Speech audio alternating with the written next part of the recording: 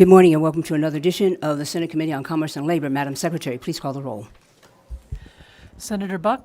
Here. Senator Daley? Here. Senator Hammond? Here. Senator Lang? Here. Senator Pizzina? Senator Scheibel? Here. Senator Stone? Chair Spearman? Here. Thank you, and I hope everyone had a wonderful weekend. Welcome to our audience here in Carson City. And I see we have some folks down south, and there is an overflow room. If you know of someone who's supposed to be coming and they're not here, the overflow room is 2135. So I'd like to welcome everybody. And those of you who are listening on the phone or over the internet, thank you so much. Today we have a work session and we have 3 bill hearings, but I want to take a couple of minutes to go through some housekeeping items. The first one, and I'll say it again, the first one, please ma'am, please sir, check your phones, make sure they're on silent, mute, or something, because I love to sing and I love jazz, but I don't think that's going to work during the hearings, okay? So do that. There are several ways that those of you who are listening, or if you want to tell someone that they can participate in person here or in Grand Sawyer telephonically, you can submit written comment or you can share your opinion on the legislature's website. And all committee exhibits, and let me just say this, I need to say because we're not doing this a lot anymore, but they have to be in to our committee manager no later than 8 o'clock the day before. One of the things that happens when they're not is that she's running around trying to pull them all together, and she just does not have time to get them up on Nellis. And when she doesn't get them up on Nellis, then people say, oh, well, somebody sent it, and it was too late, and she's only one person. So please, please, please, there's a reason that we do that. So 8 o'clock the day before.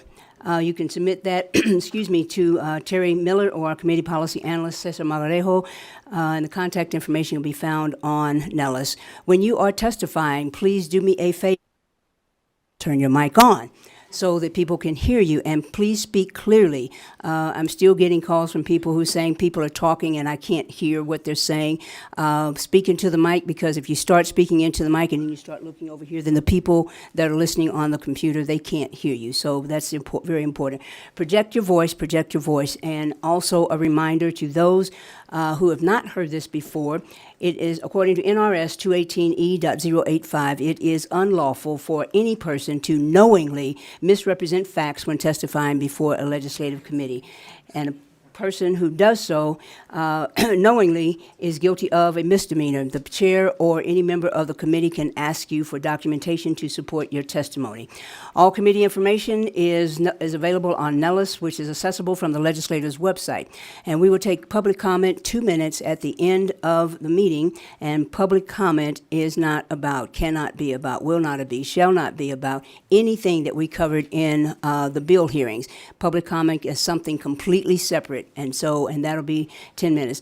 Those of you who are sitting and you see that desk in front of you, I think there is a little box that you see. It's got red. And so testimony, we're going to try to make sure that everyone gets a chance to hear testimony. So we're going to limit it to 2 minutes. And that's important because we've got 3 bill hearings, and I want to make sure that everybody who's taking the time to show up, if somebody says something that you've already said, if you just want to submit your testimony in writing, that's great. And that will give somebody behind you who didn't hear what they wanted to say, give them an opportunity to say it. And so you can come to the table and say ditto, and that is powerful as well. And so with that, silence your phones, and let's go with our work session. Mr. Magarejo. Thank you, Madam Chair. For the record, Cesar Magarejo, Committee Policy Analyst.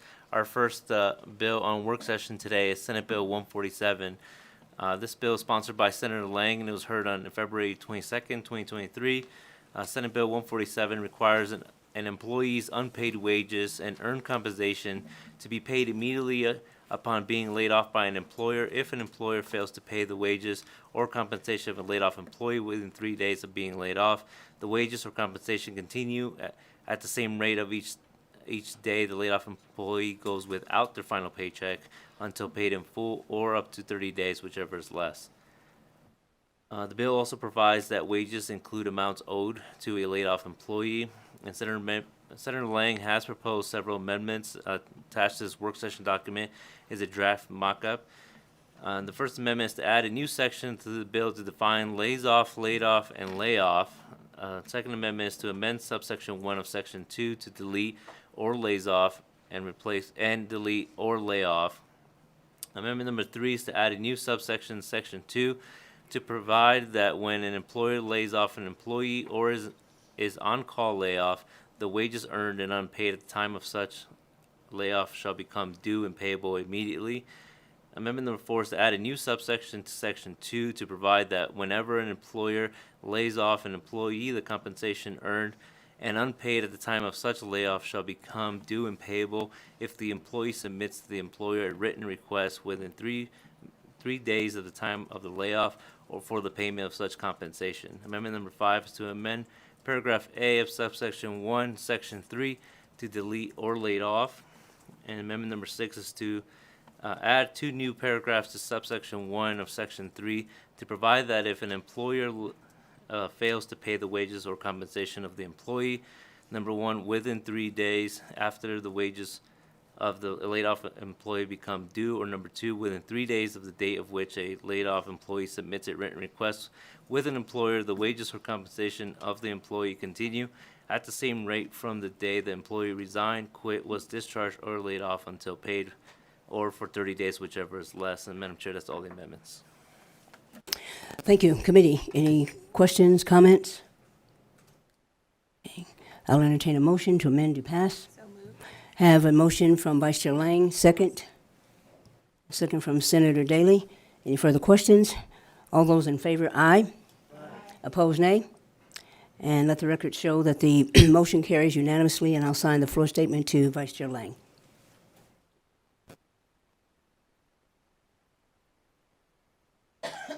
Thank you, Madam Chair. Cesar Margarejo, Committee Policy Analyst. For the record, the next bill is Senate Bill 386. This bill revises provisions related to barbering and was sponsored by this committee, and it was heard on April 7th, 2023. Senate Bill 386 authorizes an applicant for a licensure as a barber or apprentice who fails to pass the examination required for a licensure to retake the examination without fulfilling any additional requirements, so long as the applicant retakes the examination no later than 1 year after the initial examination. If an applicant does not retake the examination within that period, the applicant is required to fulfill certain additional requirements each time before the applicant is eligible to retake the examination. And there is an amendment, a conceptual amendment that was submitted by Gwen Bramo, Director of Expertise Cosmetology Institute. And the amendment proposes to amend subsection 3 of section 1 to allow an applicant for a licensure as an apprentice to retake the licensure exam 3 times without fulfilling any additional requirements, so long as the applicant retakes the examination no later than 6 months after making the initial examination. If an applicant does not retake the examination within the 6 month period, the applicant is required to complete an additional 250 hours at a school before he or she may retake the examination for a license as an apprentice. And just to clarify, because the amendment does say barber's license, but the sponsor of this amendment clarified that the intent is to get the people graduating out of school to work as apprentices as soon as possible. Thank you. Committee members, questions, comments? I'll entertain a motion. Motion by Senator Stone, second. Second by Senator Daly. Further questions? All those in favor, aye. Aye. Opposed, nay. And let the record show that the motion carries unanimously, and I'll be take the floor statement.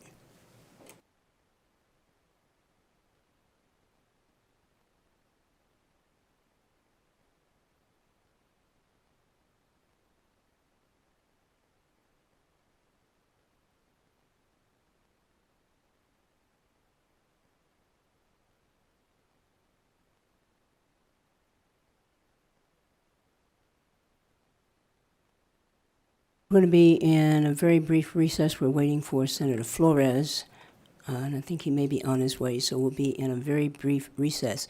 Don't move. You might lose your seat, okay? Brief recess.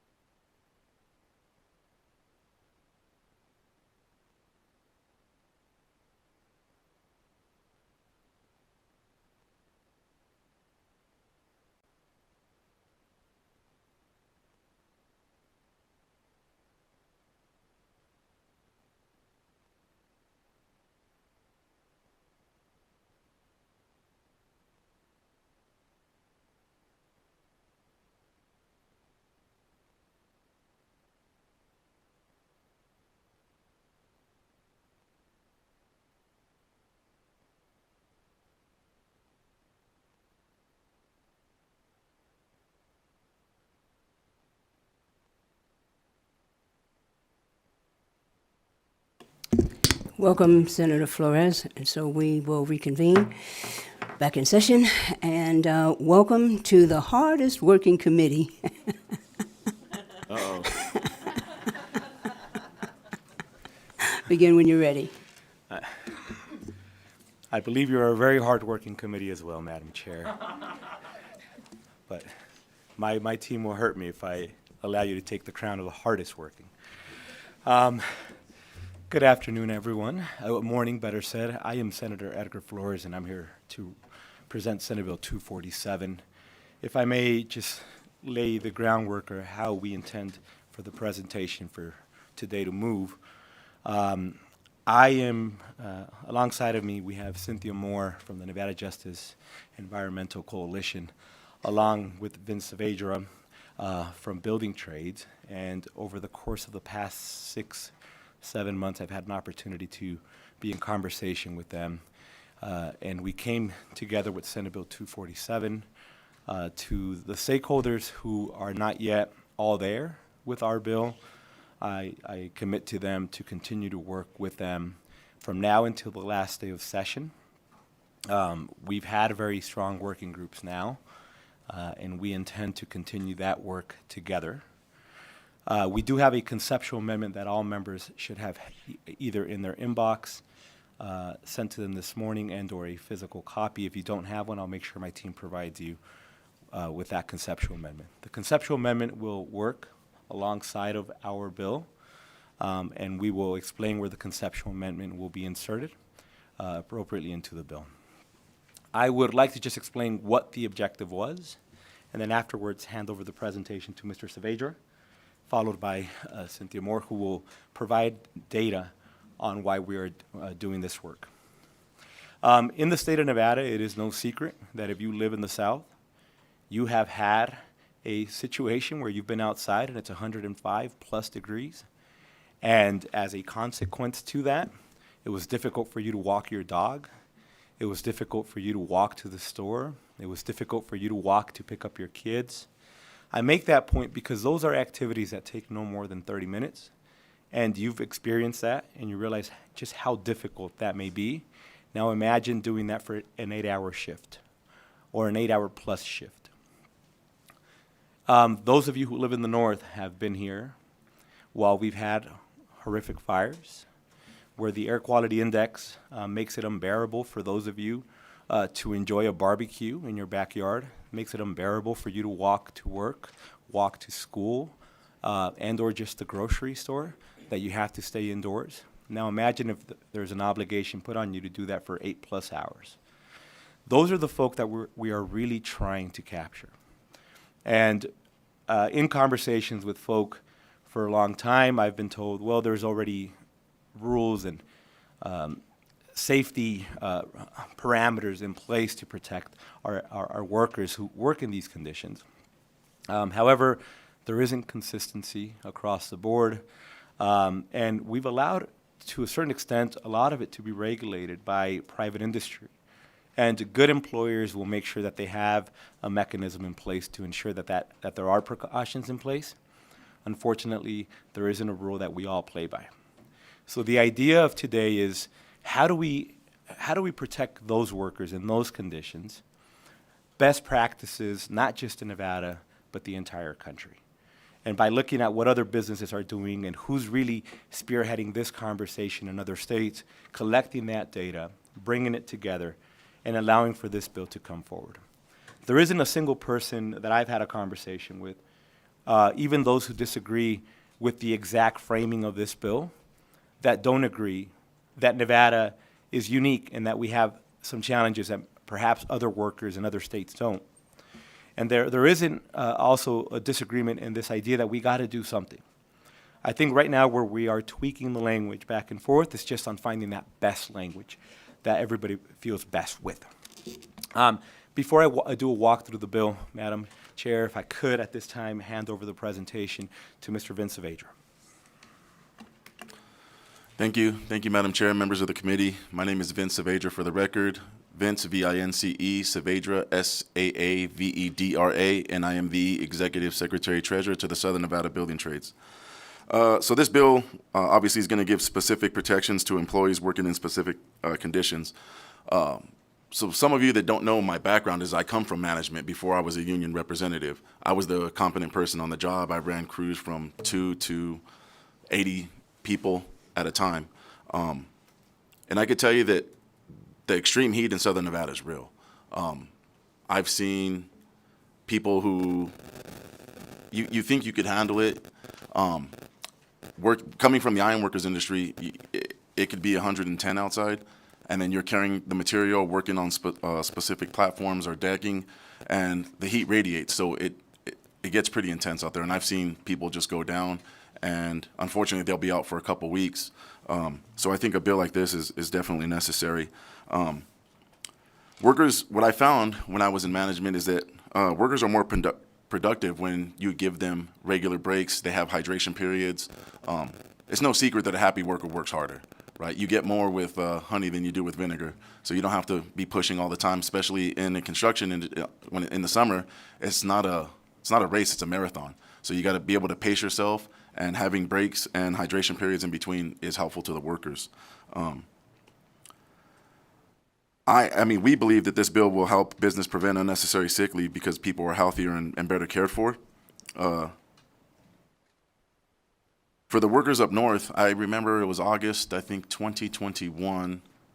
It was pretty bad. We were up here for a convention. The smoke was really bad. I had talked to a couple of my buddies. I thought maybe they had got out of work early because of the smoke. They were still working.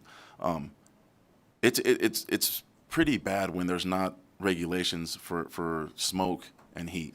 I think this bill is long overdue, and we look forward. Look, it's not perfect right now. Obviously, we're working with stakeholders to get it dialed in and find that balance in between the two.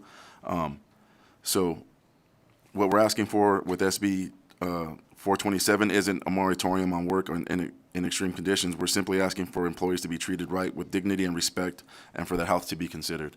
So, with that, I'll pass it to Cynthia. Good morning, Chair and members of the committee. My name is Cynthia Moore. For the record, CINTHIA MOORE. I am the Coalition Coordinator for the Nevada Environmental Justice Coalition. The NEJC is a coalition of 14 Nevada-based organizations united in the fight for intersectional climate action and environmental justice. The NEJC has been working with Senator Flores on SB 427, the Extreme Weather Conditions Bill, to help protect both of our outdoor and indoor workers in uncontrolled climate environments. Current NRS does not go far enough to ensure that these employees are able to do their job safely. The Extreme Weather Working Conditions Bill wants to give additional and specific protection not just for employees working directly under the sun, but also to those who are exposed to extreme heat and poor air quality while working indoors. Nevada is home to two of the fastest warming cities in the country, Reno and Las Vegas. It is important that we do everything possible to be able to protect our family, friends, and neighbors who are exposed to extreme weather conditions. Many of us know people that work either outdoors, in kitchens, or warehouses, and have heard stories about how the extreme heat is affecting them. Last year, my 22-year-old neighbor who works in construction during one of the heat waves asked his supervisor for a break because he wasn't feeling well.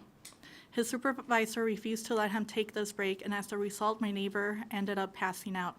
He had a heat stroke and ended up missing 3 days of work. Also last year, my uncle, who does not work outdoors, but works indoors in new construction homes, installing the kitchen and bathroom cabinets, often finds himself working in homes that do not have the air conditioning installed yet. Oftentimes, these homes feel much hotter than the temperature outdoors. He's been doing this type of work for many, many years, but never has he felt ill. He had to go to the ER one day. He did not recognize the signs of a heat stroke, nor did he know that because he is on high blood pressure medication that he was more prone to experience heat illness. Exposure to extreme heat of 95 degrees Fahrenheit and above can result in heat stroke, heat exhaustion, cramps, rashes, and injuries. You will hear more about the health implications of being exposed to extreme heat and air quality index of over 200 later on from a medical professional. Heat is responsible for more people dying in the United States than any other type of weather event.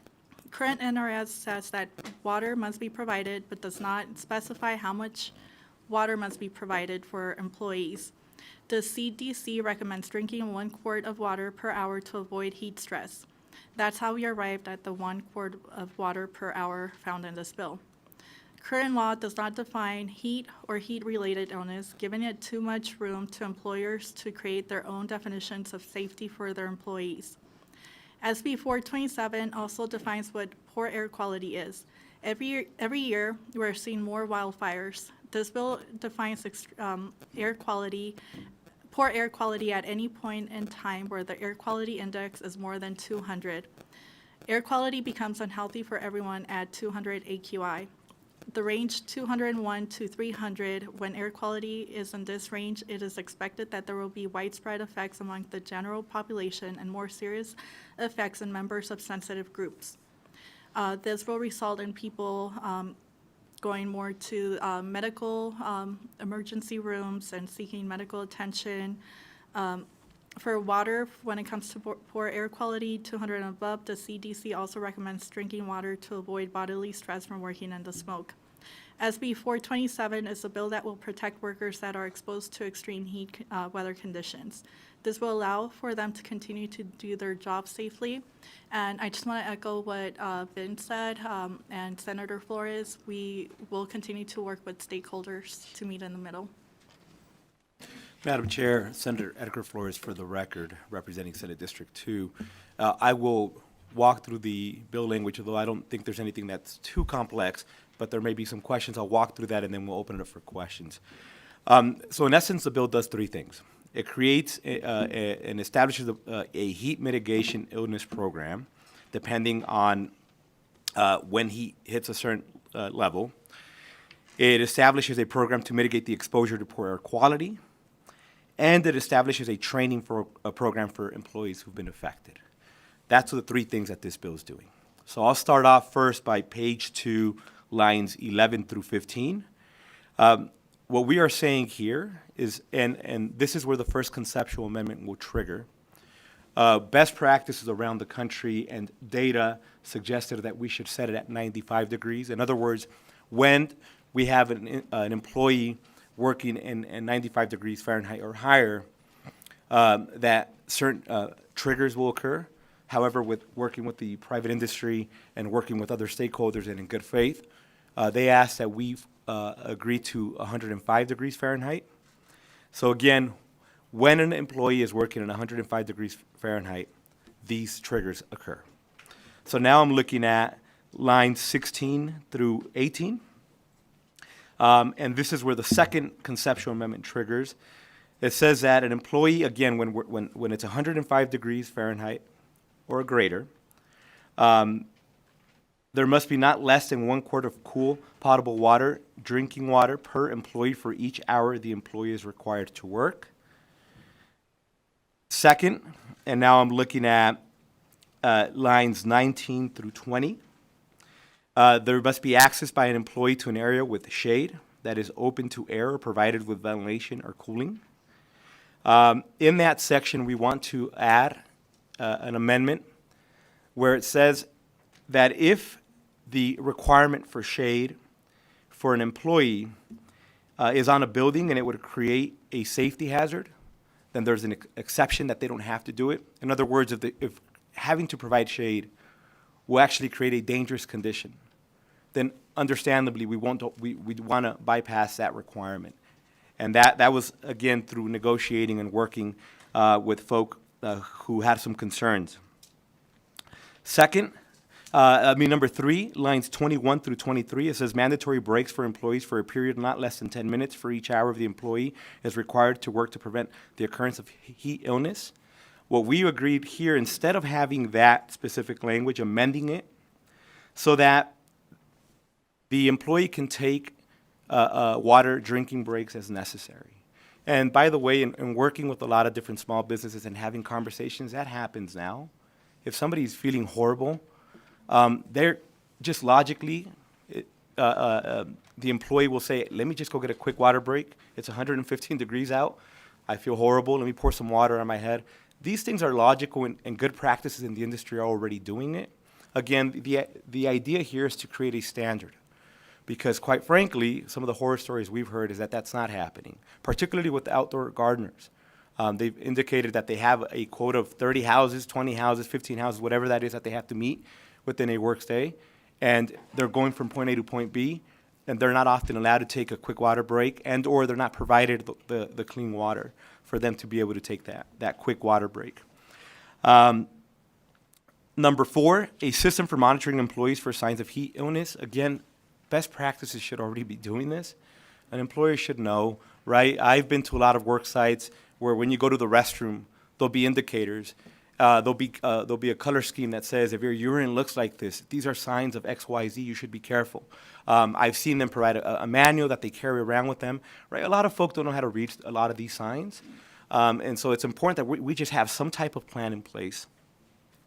Lines 26 through 27, sub 5, procedure for responding to a medical emergency related to heat illness. Again, best practices.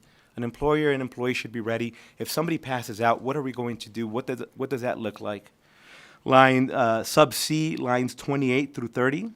The establishment of a training program for employees who may be affected by issues related to heat illness, which must include without limitation information regarding, and then it's sub 1, which is, I'm looking at lines 31, 32, the different types of heat illness and the common signs and symptoms of heat illness. Lines 34, working conditions which the heat illness may occur. Lines 34, 35, the importance of acclimatization and the recovery procedure after experiencing heat illness. And then sub D hits the last objective, which we're talking about, the air quality index. Says the establishment of a program to mitigate exposure to the poor air quality of any day employees are exposed to air with an Environmental Protection Agency quality index value of 201 or greater. The program must include without limitation the provisions of, and then I'm looking at page 3, lines 1 through 3, proper respiratory protection equipment, which may include without limitation disposable filtering face pieces, respiratory half face piece respiratories or full face piece respiratories. Lines sub 2, page 3, lines 4 through 6, not less than 1 quart of fresh water, pure cool potable water. Now, we had a lot of questions about this section about what fresh pure means, and it was creating some concerns. We're really focusing on potable drinking water, which in essence just means there's a federal standard. This water can be consumed by humans. That needs to be provided. That's all we're saying there. Lines 7 through 8 in page 3, access by an employee to an indoor environment with appropriate ventilation and air filtering. Again, a lot of this looks like by just running to your car in a lot of these scenarios so that they have an environment where they can cool down for a little bit if they have to. That's typically what we'll see on a work site where they're in a remote area.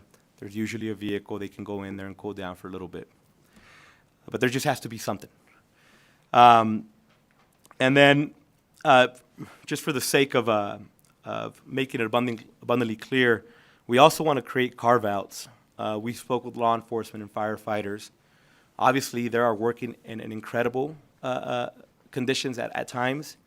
The intent was not to somehow create any type of barrier for them to be able to do their job. We realize that if they're in the middle of a fire, we don't expect them to stop and do X, Y, Z per this bill.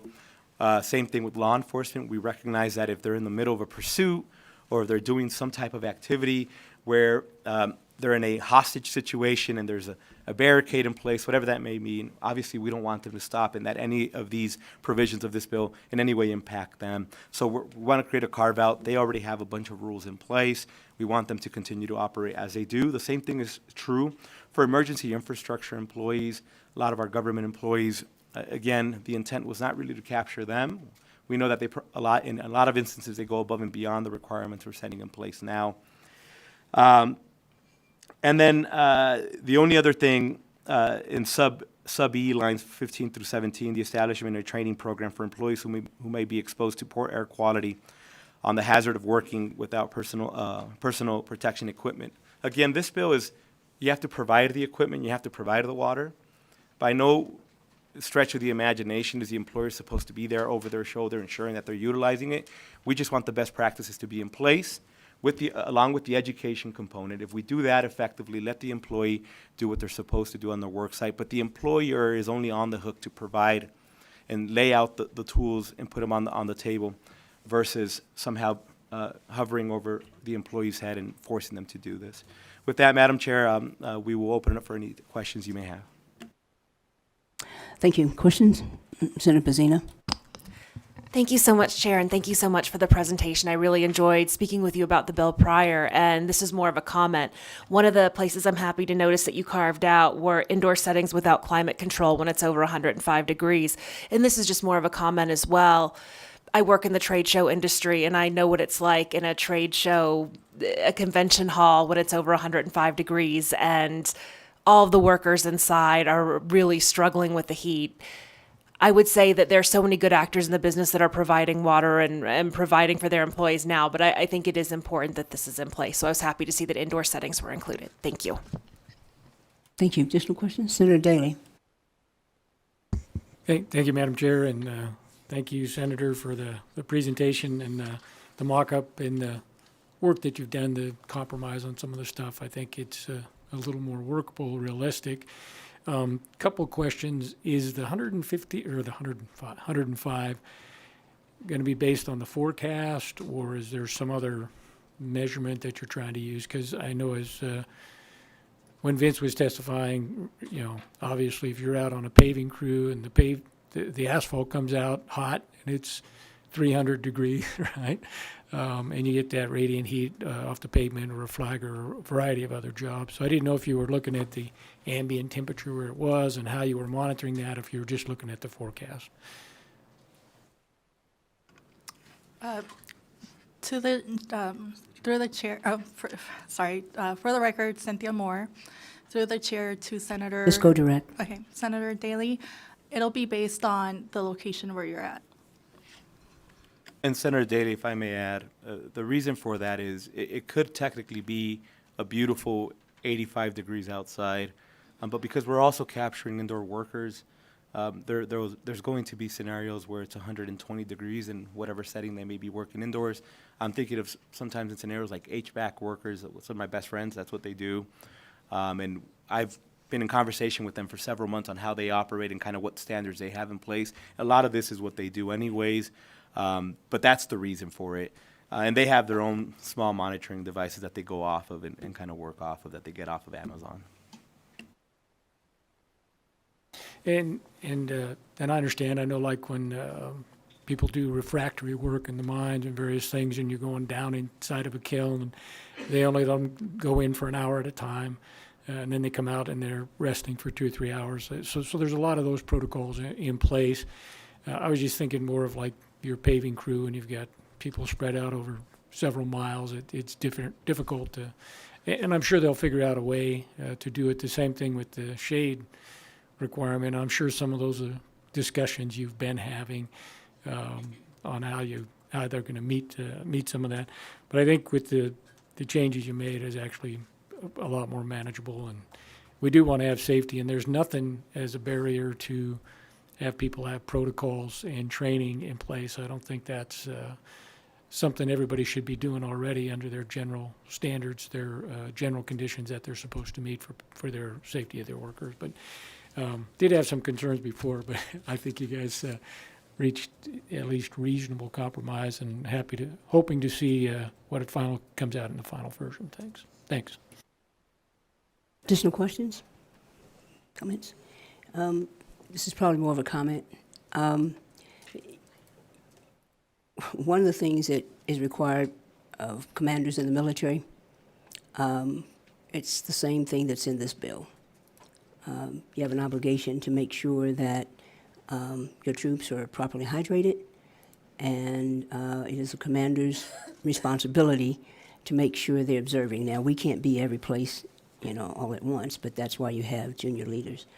And so I just want to commend you on some common sense things, and there just make a reference from what I just said is one is in health.mil, and it starts off by saying heat stroke and heat injury is completely unavoidable. So thank you. Okay, Senator Buck. Thank you, Chair Spearman. Yesterday, April 9th, the forecast in Vegas, it got up to 92 degrees, so we're almost there, right? I sure do like all the changes that were made. I think that brings us to some compromise. I was wondering how other states regulate this, like Arizona seems to be get hotter, Death Valley, California. How do other states regulate this? Cynthia Moore for the record. Senator Buck, there's not a lot of states that are doing a lot of this. For example, there's Washington State, and they set their standard at 80 degrees. So once it hits 80 degrees, that's when a lot of the protections kick in. Yeah, Washington State and Oregon. California, they do it at 90 degrees. All right, and then I was wondering why it tends to be a little bit reactive, so it's after they were impacted as opposed to just maybe a proactive training before the summer months. I know that my husband does HVAC on the side, and a lot of times in those attics, it gets 120 degrees at least. So I just wondered why not do more of a proactive, quick training? Madam Chair, through you to Senator Buck, thank you just for go that direct. question. Thank you, Senator Edgar Flores, for the record. I appreciate that sentiment. I can't imagine where it wouldn't be proactive. What I mean to say is, once 105 degree hits or the air quality index hits the 201, they have to have that plan in place by that point. So the idea would be that we have it ready, so that in those scenarios that it occurs. The real reason we are putting it almost as a trigger, although realistically the only way it could work is that you have it in place so that the moment it happens you can provide the handbook, the manual, the safety guides, is because we also understand that there's a lot of employers who this will never be a scenario for them. They're never going to be working in 105-degree weather. They're never going to be working in an air quality index of 201. Namely, we're thinking a lot of office workers, but there's a whole host of industries that this will never be their reality. And we also don't want them to, if we put it on the front end where we made everybody have X, Y, Z, we were concerned that we were going to cast a net that was too wide. So we wanted to ensure that first we have an industry that's working under these conditions, and that those industries be the ones that are kind of spearheading this responsibility. But again, it's just we didn't want to cast a net that went further than beyond the reach that we were trying to focus on. Yeah, and I guess I didn't want, everyone doing it, but if they are in those conditions before it happens. Also, how many employees were hospitalized due to heat illness? Thank you for that question, Senator Buck. Senator Edgar Flores, for On the the record. job. On the job. Unfortunately, we don't have that data, and we were trying to capture it. The problem is there's three things that are happening. There are a whole host of folk who don't report it, period. They just don't report the incident, and or if they do, they don't say that it happened on the job site. There's various reasons for that, including that the relationship with the employer is not that strong. There is no protections in place.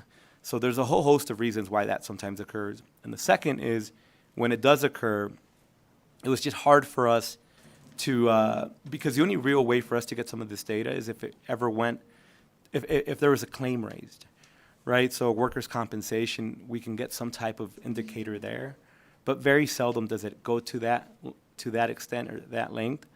And unfortunately, because of that, we don't have a real number that we could provide. But we were hoping to try to have something like that before coming in, because obviously we were trying to figure it out. But the reality is just so many folk don't, and workers' compensation in Nevada is a whole different conversation. At some point, we probably, as a state legislature, should be discussing why employees aren't feeling comfortable to raise a lot of these claims, why it's so difficult to navigate that system. But that's for a different fight, for a different day. But then unfortunately, that's the reality, and I think that's why the data is just not there. Mm-hmm. A lot of this just seems like common sense, but thank you. Vice Chair Lang. Senator Flores, I was curious, for instance, a grow house where there's a high humidity and the temperature might be lower, but the humidity makes it much hotter. Would this be applicable? Thank you, Senator Ling, for that question, Senator Edgar Flores. I don't want to say yes. My answer is if we're hitting the 105 degrees, then the answer is yes. But I don't want to get into a question of humidity because really the focus is going to be on the extreme heat kind of focus of the argument. That's not to say that we're not open to having a different conversation about what humidity means and how we gauge it and the impacts that may have. I know of folk who have told me where it may not be incredibly hot, but it's very humid and they're constantly sweating. And in that scenario, that may be even worse because of the amount of water you're losing. However, the focus has not necessarily been on that. The focus of this bill really is on just how hot and how extremely hot, better said, some of these working conditions are. Additional questions? All right. You want to step back? Those are all the presenters you have, Senator Flores? Okay. We'll now open it up for public testimony and support. Public testimony and support. And if you are in support in Southern Nevada, come to the table. There are 3 chairs there, 3 chairs here. And remember, we are going to go 2 minutes. And if someone says what you've already said, ditto is appropriate. Okay, we'll start up here in Clark County. I'm sorry. Carson City. Where are we? Carson City, right. Hello, Elise Monroy on behalf of the Nevada Public Health Association. The Nevada Public Health Association supports this bill and policies like it as we are in a time of ever-changing climate situations. Thank you. Paul Catha, CATHA, Culinary Workers Union Local 226. Culinary union members don't generally work in these conditions, but the Culinary Union supports SB 427 because we have hundreds of political canvassers every other year who do work in these conditions in Vegas and Reno, and we do everything in this bill. It's totally reasonable and it's totally doable. Thank you, and have a good day, and please support the bill. My name is John Solomon, John Solomon, and I'm a member of Faith in Action, and I support SB 427. I'm here to talk about indoor air quality in warehouses when northern Nevada is being inundated by the smoke of California's wildfires. The first time this occurred, I was tasked with sending people home. It was treated like the major health emergency that it was. Of course, no one was expected to work in the warehouse in the smoke. The air quality in most warehouses is the same as the air quality outside. My son later worked his way through college by working in warehouses, and when we had another inundation of smoke, I asked him if he was sent home. He said no, nothing whatsoever was done to protect his health from the toxic effects of the smoke. Bad air from wildfires has become normalized in our work environments. It is still as bad for us as it ever was. Please do something to protect our warehouse workers by passing SB 427. Thank you for your time and consideration. Good morning, Chair and members of the committee. For the record, my name is Annette Magnus, and I'm the Executive Director of Battleborn Progress. We stand in strong support of SB 427. Both Las Vegas and Reno have consistently ranked among the U.S.'s fastest warming cities according to recent climate data. In 2020, employees filed 135 heat stress complaints in Nevada. By 2021, the number of complaints rose to 202 statewide according to state data. According to the National Weather Service, a 105-degree day is classified as excessive heat, with Las Vegas's temperatures in the summer exceeding 110 degrees or more most days of the year thanks to climate change. It is imperative that workers who do their work outdoors be given basic protections to avoid death and serious illness while doing their jobs. My husband, Nick, is an OSHA safety and health professional for a national beverage manufacturer that is located in Henderson, Nevada, and has sites all over the country. As I prepared for this testimony, I asked him about this bill, and he stated that heat stress monitoring and risk mitigation needs to be taken as seriously as fall protection and confined space standards. There are jobs where even water availability isn't enough, and employers should implement work stress regimens. This is also the newest OSHA National Emphasis Program, and this alone proves how imperative heat stress education and management truly is.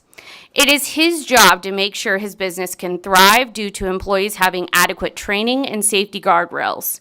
His company already does this, and it is completely manageable. He told me that we should be the leaders in heat stress management, proving how we can effectively take our workers' health and safety and make that a priority. The trigger for his company is 80 degrees, taking into account the humidity.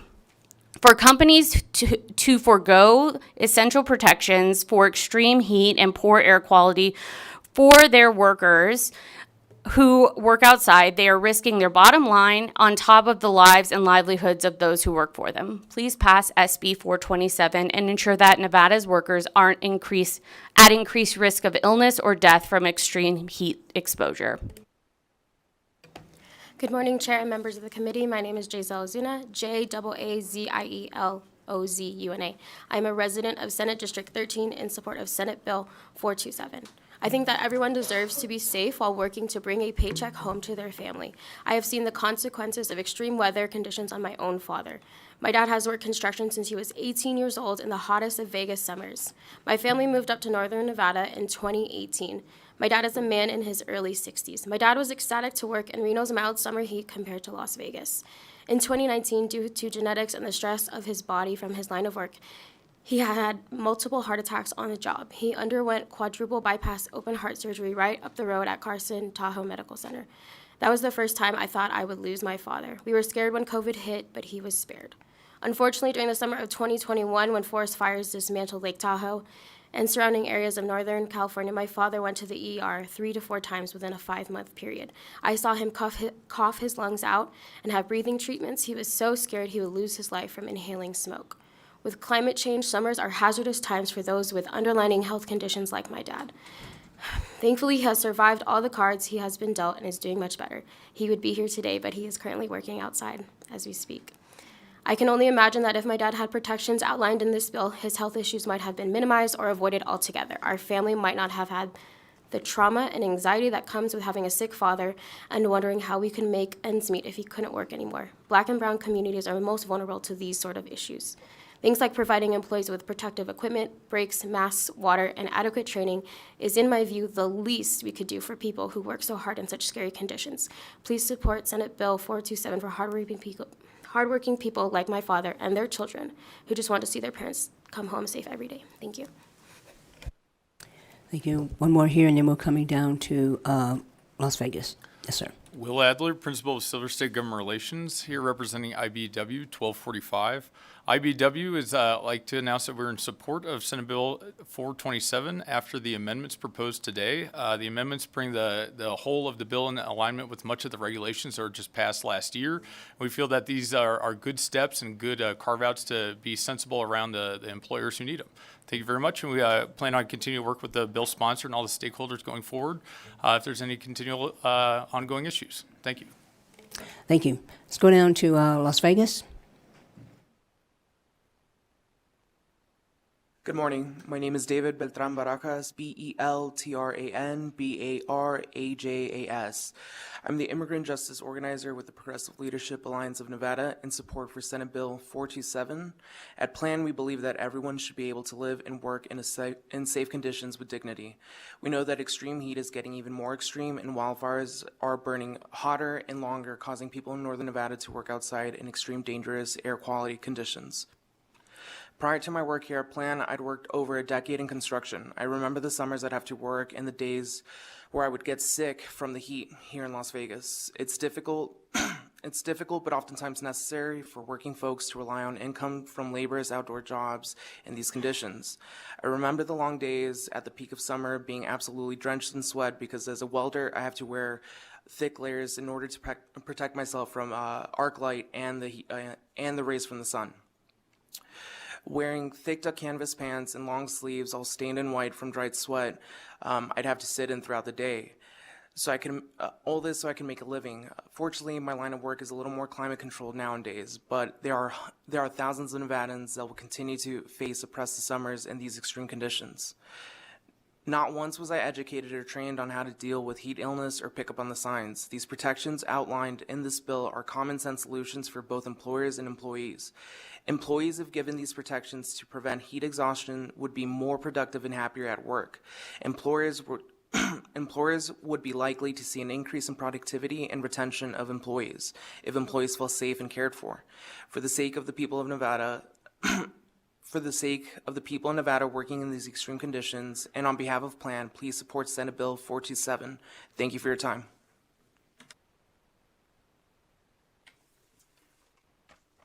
Hola, mi nombre es Roberto Rentería. Buenos días al comité. Estoy aquí en apoyo a la propuesta SB 207. Soy miembro líder de Make It Roll, Nevada. Para todo trabajador expuesto al clima extremo. Yo he trabajado en clima extremo por más de 2 décadas, teniendo que soportar climas de hasta 120 grados calientes. En muchos casos sintiéndome agotado, acalambrado, náuseas, ardor de ojos y piel irritada, soportando un casco en mi cabeza por muchas horas. Mi ropa está muy mojada por expuesto a las altas temperaturas. Yo quisiera que ustedes estuvieran unas horas en mis zapatos, afuera en climas extremos y sentirse que tus zapatos se derriten de temperaturas extremas en Las Vegas, Nevada. Pido que todas las compañías proporcionen agua, acceso a áreas de sombra, procedimientos de emergencia dedicados, etc. Vean por sus empleados, valoren a sus empleados y no dejen de luchar por nosotros. Gracias por su atención. Jose Rivera, for the record, may I translate for Mr. Renteria? Yes. Thank you. Hello, my name is Roberto Renteria. Good morning to the chair and committee. I am here in support of SB 427. I am a member lead of Make the Road Nevada. For all workers exposed to extreme weather, I have worked in extreme climates for over 2 decades, having to withstand climates up to 120 degrees hot. In many cases, feeling exhausted, cramped, nauseated, burning eyes, and irritated skin, supporting a helmet on my head for many hours. My clothes were very wet from being exposed to high temperatures. I would like you to spend a few hours in my shoes outside in extreme weather and feeling your shoes melt from the extreme temperatures in Las Vegas, Nevada. I ask that all companies provide water, access to shaded areas, dedicated emergency procedures, etc. See more for your employees, value your employees, and don't stop fighting for us. Thank you for your time. Thank you. Can you spell the last name, please? Sir, can you spell his first and last name, please? Roberto, R-O-B-E-R-T-O, Renteria, R-E-N-T-E-R-I-A. Thank you.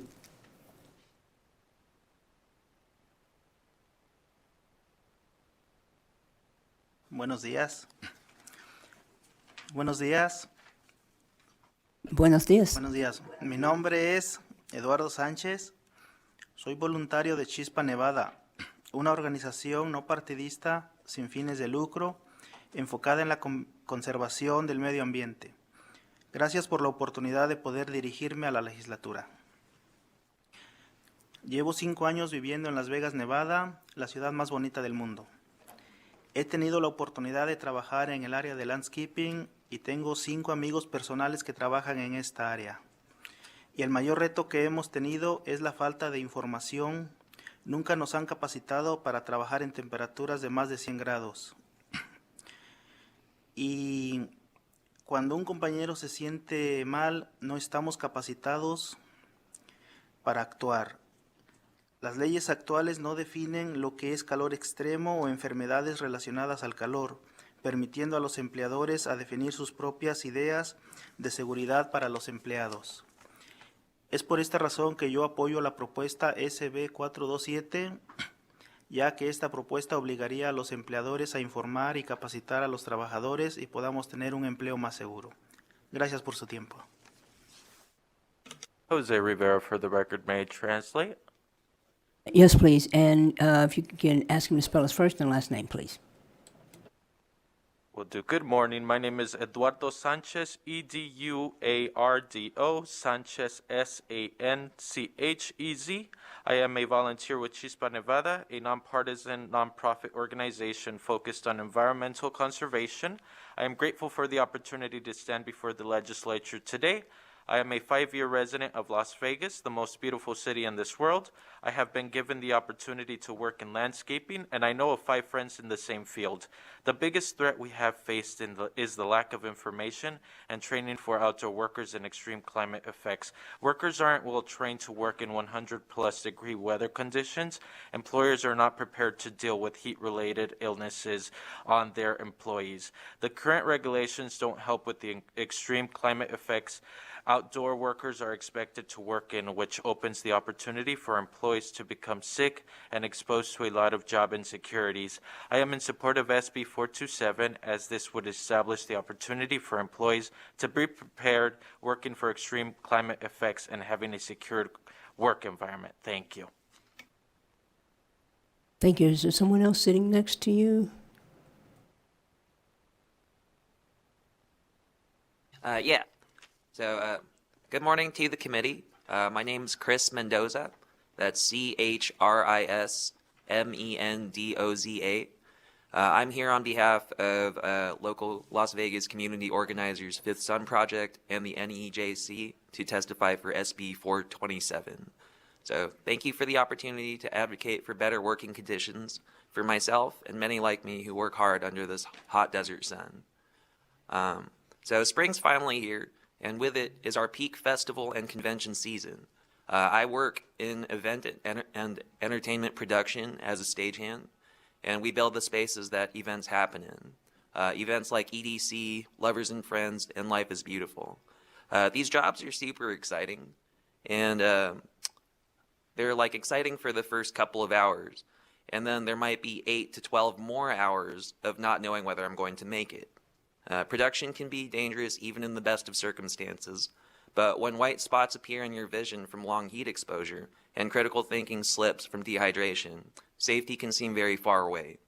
I've had employers tell me that it's not their responsibility to provide water on the job, and I've seen them advise crew members to skip breaks to finish a job faster. So I feel like I need something a little bit more formal to make my employers effectively acknowledge that we live in a desert. I ask y'all to please support SB 427. Thank you. Thank you. BPS, let's go to the phones now. If you would like to testify in support of SB 427, please press star 9 now to take your place in the queue.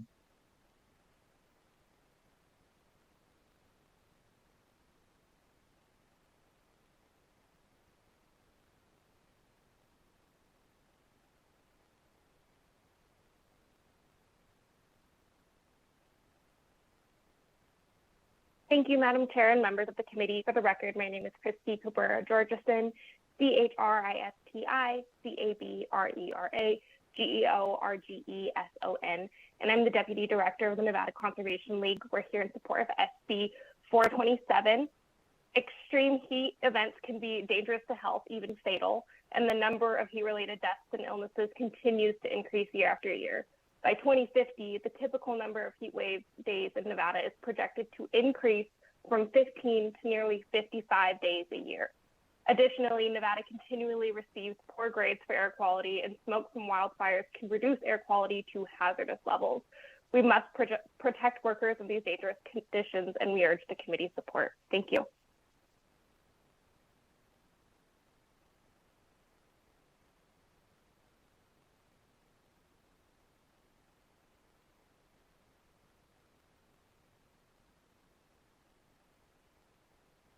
Good morning, Chair, members of the committee. My name is Chastity Martinez, CHASITY I'm a resident of Reno and Senate District 15. I'm also an organizer with Faith in Action Nevada, a member of the NEJC. I'd like to show our support for SB 427. I know it's been stated, but we know that Reno and Las Vegas are the fastest warming cities in the United States. I grew up in Fallon and moved here to Reno about 10 years ago, and I remember my first year walking on the UNR campus during a wildfire, my eyes were just burning, and learning about the long-term health impacts of inhaling PM 2.5. And so I think it's absolutely necessary that we have these added protections, especially for our community members that have to work outside and inside in these conditions. And Nevada really has an opportunity to be an example and a role model to other states right now, that we value our workers and we can choose to put people's health over profit. So I urge you to please support this bill. Thank you.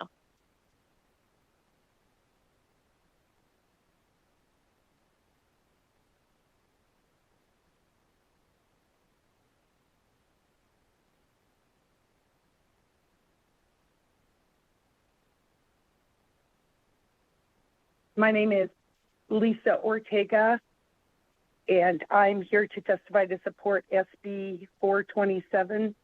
I'm from Nevada. I am a resident that has been in the Mojave for over 20 years and have worked my whole career in the outdoors. This bill is so very important for our landscapers, landscape tree, and landscape tree professionals.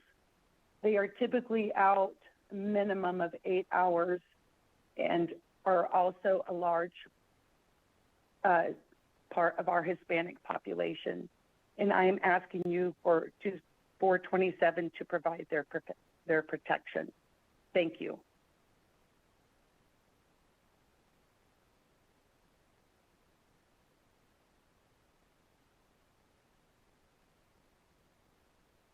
Hello, my name is Janet Carter. Can you hear me? Yes, we can. Okay, my name is Janet Carter. I speak today on behalf of the Sierra Club and our over 30,000 members and supporters in the state of Nevada. The Sierra Club strongly supports SB 427 to help protect workers from exposure to excessive heat. I don't need to repeat what's been said about this being home to the fastest, our state being home to the fastest warming cities in the country. I want to point out that excessive heat exposure not only can cause heat exhaustion and stroke, but it can also exacerbate pre-existing conditions such as hypertension and cardiac problems. So it is a health risk long-term as well as short-term. And there was discussion earlier about the threshold for temperature that other states use. It does vary, but I'd like to point out that the Occupational Safety and Health Administration recommends that employers have a plan to provide relief to any worker exposed to temperatures exceeding 90 degrees.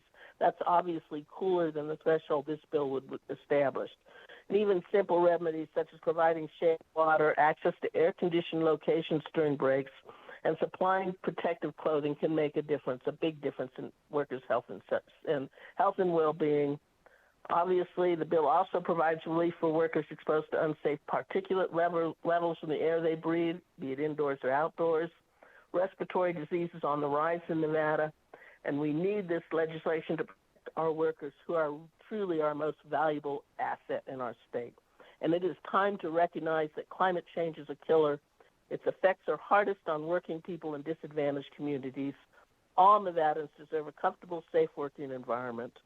We have to take a strong stand as climate change leads to even warmer cities and even warmer temperatures over the coming years.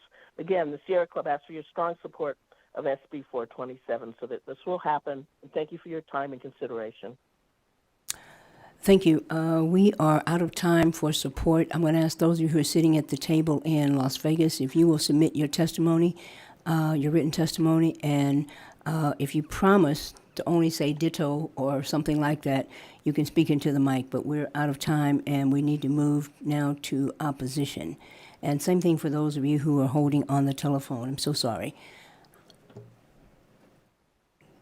You can submit your testimony, though, in writing. So we will move now to opposition.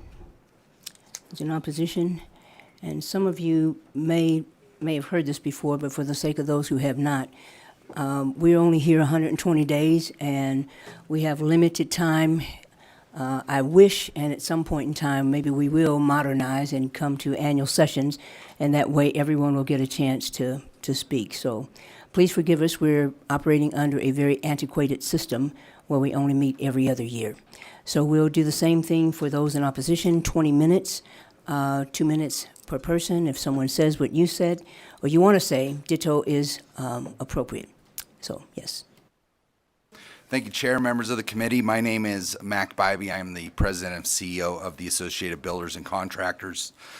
I was one of the individuals that worked with Division of Industrial Relations in the interim on this very regulation. And we, through months and months of workshop, we weren't able to come to a place where a broad regulation could fit every industry that OSHA touches. It is very complex, but I want to talk about a couple things construction related, as it seems to be that is the focus here.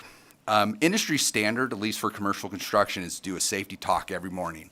Either you walk the job site, you do a safety talk, you talk about the hazards and the job responsibilities of every individual. Heat mitigation is a known hazard in construction industry. Heat mitigation is talked about on the job site, as is hydration and looking out for your fellow worker. So that is already occurring. There is also what is called the general duty clause under OSHA, which from ABC's perspective does provide OSHA the authority to already regulate this particular item on the construction site.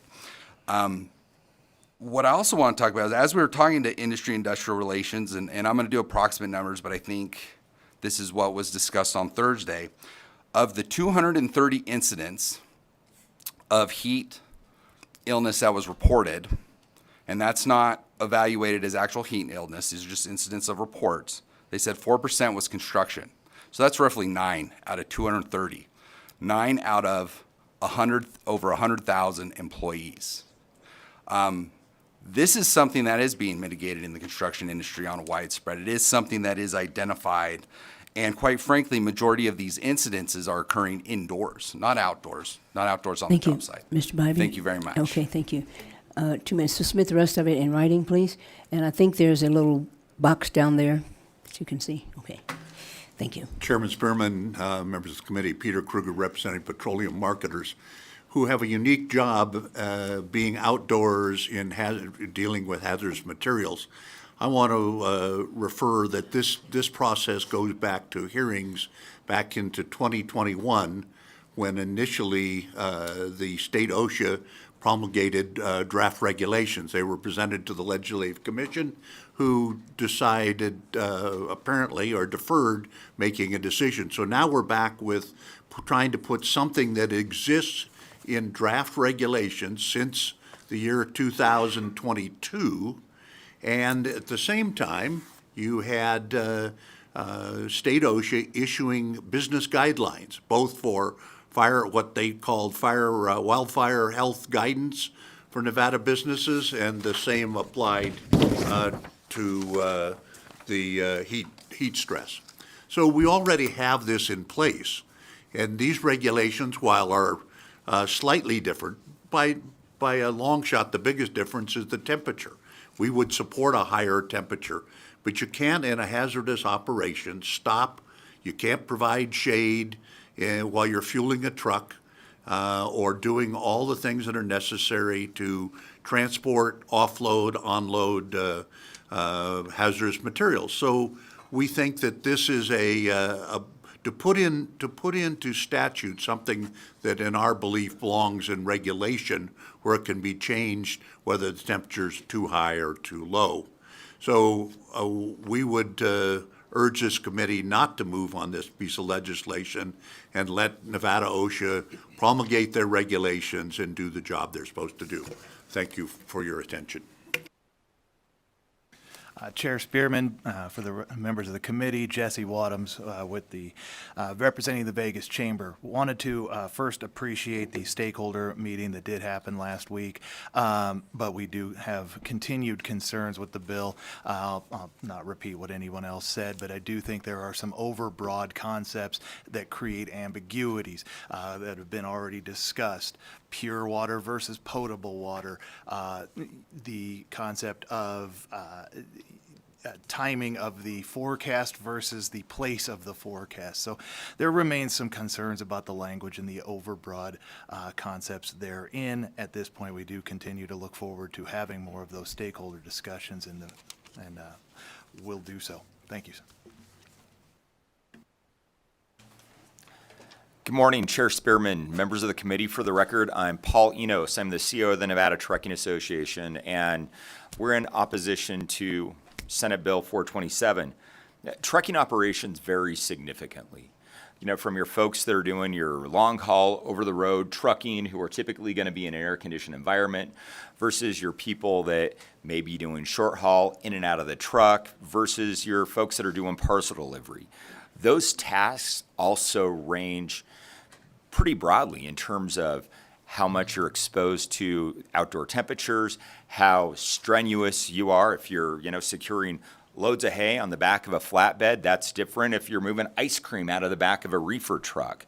So there are all of these different scenarios that I'm not sure are contemplated under this very broad and prescriptive term that really doesn't have a great impact on, or would have a difficult time for our industry to try to comply with. We travel across different jurisdictions, different states, different climates on a daily basis, and that would also make it difficult. Trying to determine whether an employee, a truck driver who's operating remotely, if they are suffering from a heat illness over the phone, that is a very challenging and difficult thing for our industry to be able to comply with. I do appreciate the idea of an awareness campaign, of being proactive, and really all employers using that golden rule, which is treating somebody how you want to be treated. If you're thirsty, if you need a break, hey, you want to be given that latitude to have that. We do think, once again, that is a much better way to go than this very prescriptive measure. Thank you very much. Thank you, Chair Spearman and members of the committee, Chase Whittemore, Argentum Partners representing Nevada Franchised Auto Dealers Association and the Nevada Builders Alliance. We are also opposed, but appreciate being invited to this stakeholder meeting with the proponents of the bill, trying to work out some language that we can get behind. In terms of the conceptual amendment, I think there are still some problems with that. Employees have hydration periods as needed throughout the workday to prevent the occurrence of heat illness. That's just one example of very vague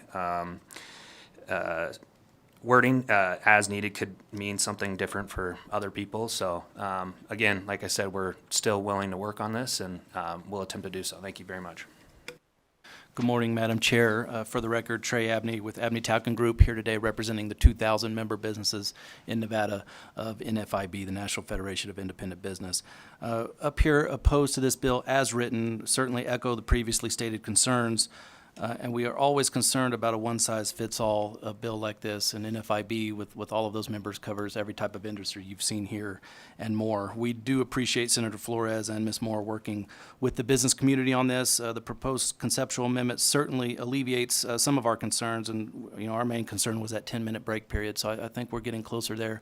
But until we see that amendment, we remain opposed to this bill as written, and we look forward to continuing the conversation. Thank you, Madam Chair. Thank you, Chair Spearman, committee members, Misty Grimmer representing the Nevada Resort Association. We too appreciate Senator Flores having an open door to have conversations with us. The amendment does look like it does make some improvements, although I will say we weren't part of the working group that did work on that amendment. We do look forward to being part of a future working group. There are still some areas of ambiguity that are in the bill that we would like to see cleared up.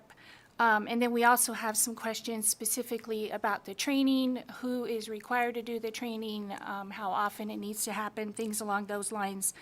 And then similar to the question that Senator Daley posed, what are the heat standards going to be based on? Is there a weather service that we can cite to when there's the possibility of being sanctioned? That level of clarity would be appreciated. So thank you very much. Look forward to talking more. Thank you. Hold on just a minute. We're going to go down to Las Vegas, and then we'll come back up here, okay? Las Vegas. Thank you, Madam Chair and members of the committee. My name is Emily Osterberg, Osterberg, and I'm here on behalf of the Henderson Chamber of Commerce and our over 1,800 members, most of which are small business. While HEC believes that employee safety should be a priority, the broad language of this bill, as written, will have a negative effect on numerous businesses throughout Nevada, as this will apply to both indoor and outdoor settings. And for this reason and all the previously mentioned reasons, we are opposed to SB 427. Thank you. Okay, come back up to Carson City.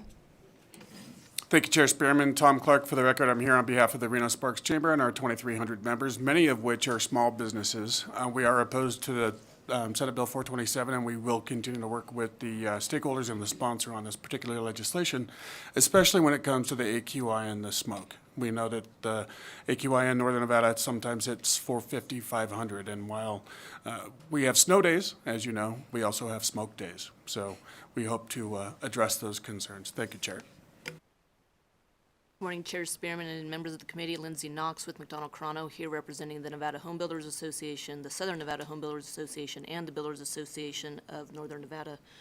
Safety is our industry's highest priority, and we are very proud to have some of the lowest rates of heat-related illness despite our high summer temperatures.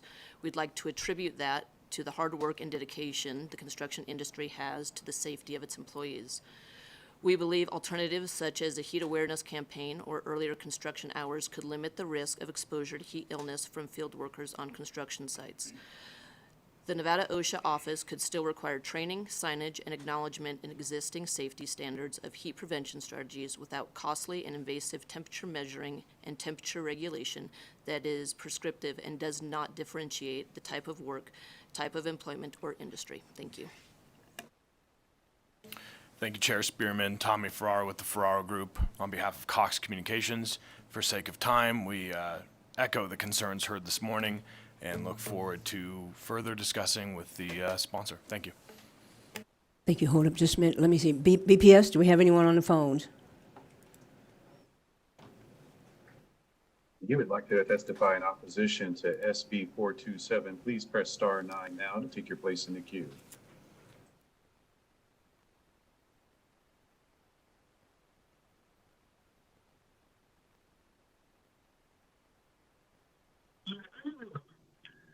DYRUSHOJJATY.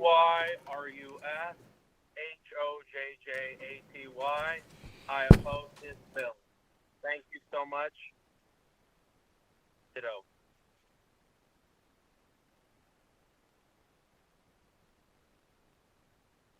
Public line is open and working. There are no callers at this time. Thank you. We'll come back up to Carson City, and I don't see anyone, but if there's anyone in Las Vegas in opposition, if you'll just move up to the table. Right now, we'll come back to Carson City. Yes, ma'am. Thank you, Chair. Alexis Motorex with the Nevada Chapter Associated General Contractors, representing the commercial construction industry in Northern Nevada. For the sake of time, we have all the same concerns that have been mentioned. Look forward to continuing to work with the sponsor and stakeholders to find resolution. Thank you. Chair Spearman, members of Senate Commerce and Labor, my name is Connor Kane. I'm testifying on behalf of the Mechanical Contractors Association of Las Vegas, Sheet Metal and Air Conditioning Contractors National Association of Southern Nevada, and Southern Nevada Chapter of the National Electrical Contractors Association in opposition to Senate Bill 427.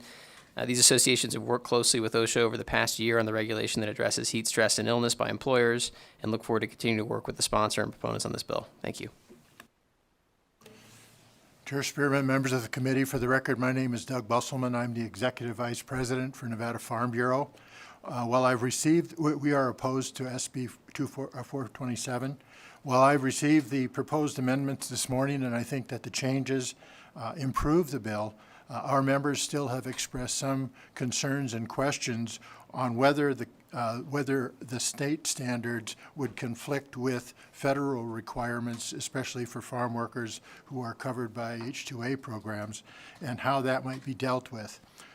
There are also questions about the specifics with regard to the air quality conditions and how those responses might be effective in dealing with those problems, especially given the amount of time that we've had the last several years with long-term air quality issues because of the fires. Thank you. Hello, my name is Sarah Collins. I'm with NECA in Northern Nevada. For the sake of time, our concerns have already been echoed with those who testified before me, but we are in opposition. Thank you. Thank you. Anyone else in Carson City? Don't see anyone in Las Vegas. BPS, anyone on the phones in opposition?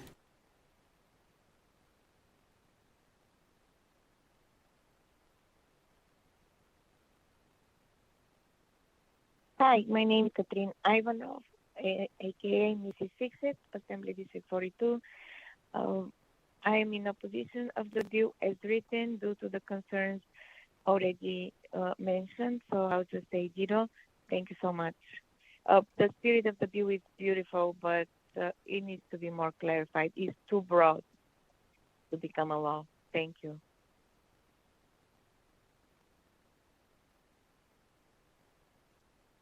The public line is open and working. There are no callers at this time. Thank you. We'll move now to neutral. Anyone here in Carson City, neutral? Anyone in Las Vegas, neutral? Yes, please. Good morning, Madam Chair, members of the committee. I'm Victoria Catiron. I'm the administrator of the Division of Industrial Relations, and OSHA is part of our agency, so we would be responsible for enforcing this should it pass. So we're just available for questions if the committee has any. Committee. Okay, thank you. BPS, anyone on the phones? If you would like to testify in neutral for SB 427, please press *9 now to take your place in the queue.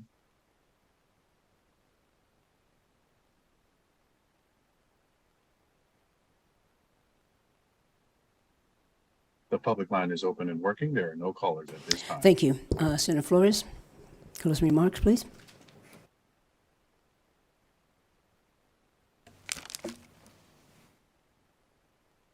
Thank you, Madam Chair. Senator Edgar Flores for the record, and thank you all for listening to the testimony.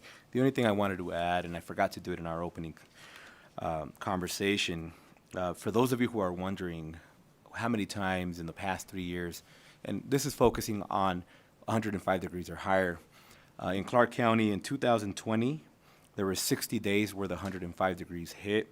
In 2021, 57 days. In 2022, 38 days. In terms of air quality index, we're exceeded 201. In 2020 and 2022 in Clark, it happened 3 times.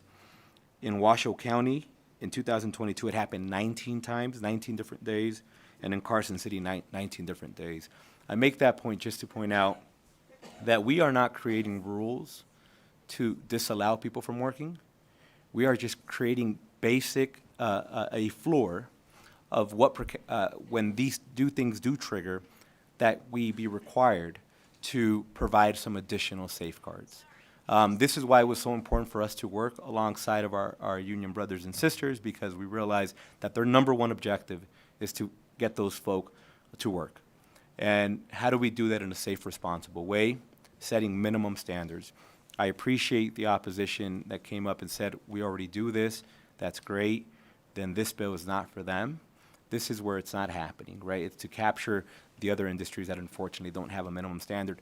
For us to be concerned about saying, look, you have to provide water, ventilation, and some minimum respiratory masks when certain things occur, that be considered over the top, overwhelming, impossible to meet, really is hard for me to really accept that as a reasonable argument.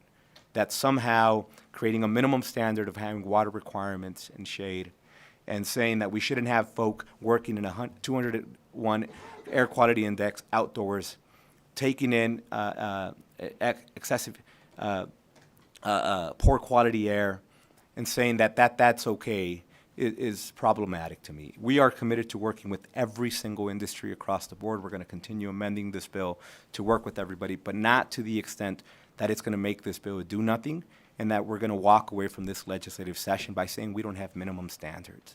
I think as Nevadans, we should probably agree that none of us should be working outdoors in 100+ degree weather for 8+ hours without water. I think we can agree to that. None of us should be working in an air quality index of 201+ without having some safety mechanism in place so that I can do that responsibly. That's all we're saying.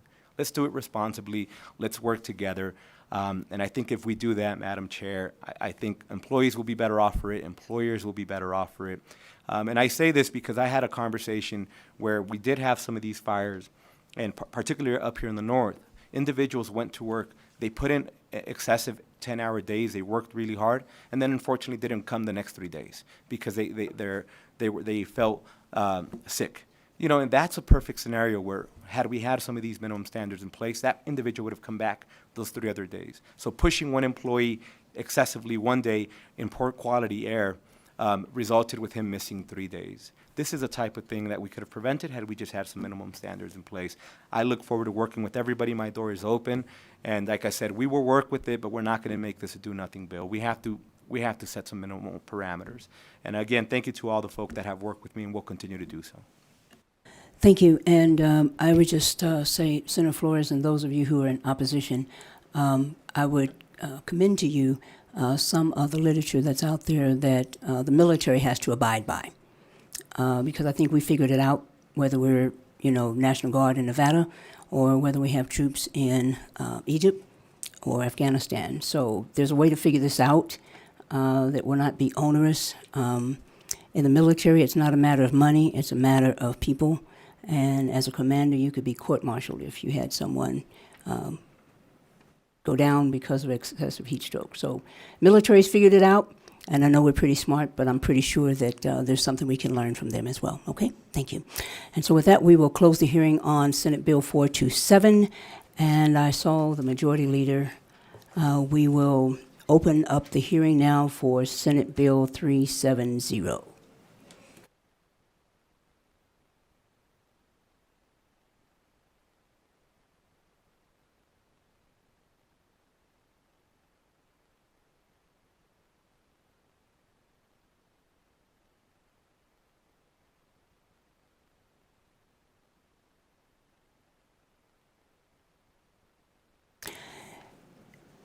Welcome, Majority Leader Canizaro.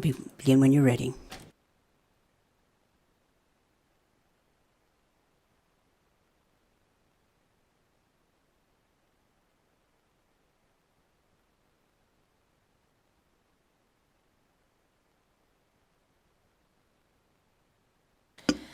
Good morning, Madam Chair and members of the committee. My name is Nicole Canizaro, and I represent Senate District 6 in the northwest portion of the Las Vegas Valley. I am pleased to be here with you today and want to thank you for the opportunity to present Senate Bill 370, which seeks to implement protections for health data and privacy protections for biometric data maintained and used by certain persons and entities. Madam Chair, the committee members should all have a mock-up drafted by the Legal Division of the Legislative Counsel Bureau, which is the document that we will be referencing in terms of this particular bill as we go through the intent and the specificities of all the provisions contained within that bill. That mock-up includes the original text from Senate Bill 370, along with some additional amendments relating to a biometric data piece that deals specifically with the collection and maintaining of that data. As way of background information, Madam Chair, I know this committee is no stranger to the rapid technological advancements that we see on a day-to-day basis. There is an enormous amount of data and all types of data being collected and processed, and that is growing exponentially. Among the most sensitive types of data are health and biometric information, which contains highly personal details about an individual's physical and mental well-being. Consequently, the need for robust protection to safeguard this data has become more crucial than ever. In recent years, there has been a significant increase in the number of entities that collect, process, and use health and biometric data. This growth is due in part to the widespread adoption of electronic health records, wearable devices, and other health-related technologies. Additionally, biometric identification systems like facial recognition, fingerprint scanners, and iris recognition have become increasingly popular for various applications, from unlocking your smartphone to facilitating secure access to buildings. Given the sensitive nature of health and biometric data, there's a strong need to enact comprehensive legislation that addresses potential risks and ensures the privacy and security of this information. As of February 6th, 3 states, Washington, Texas, and Illinois, have enacted biometric privacy legislation, while 9 additional states have introduced this type of legislation in 2023.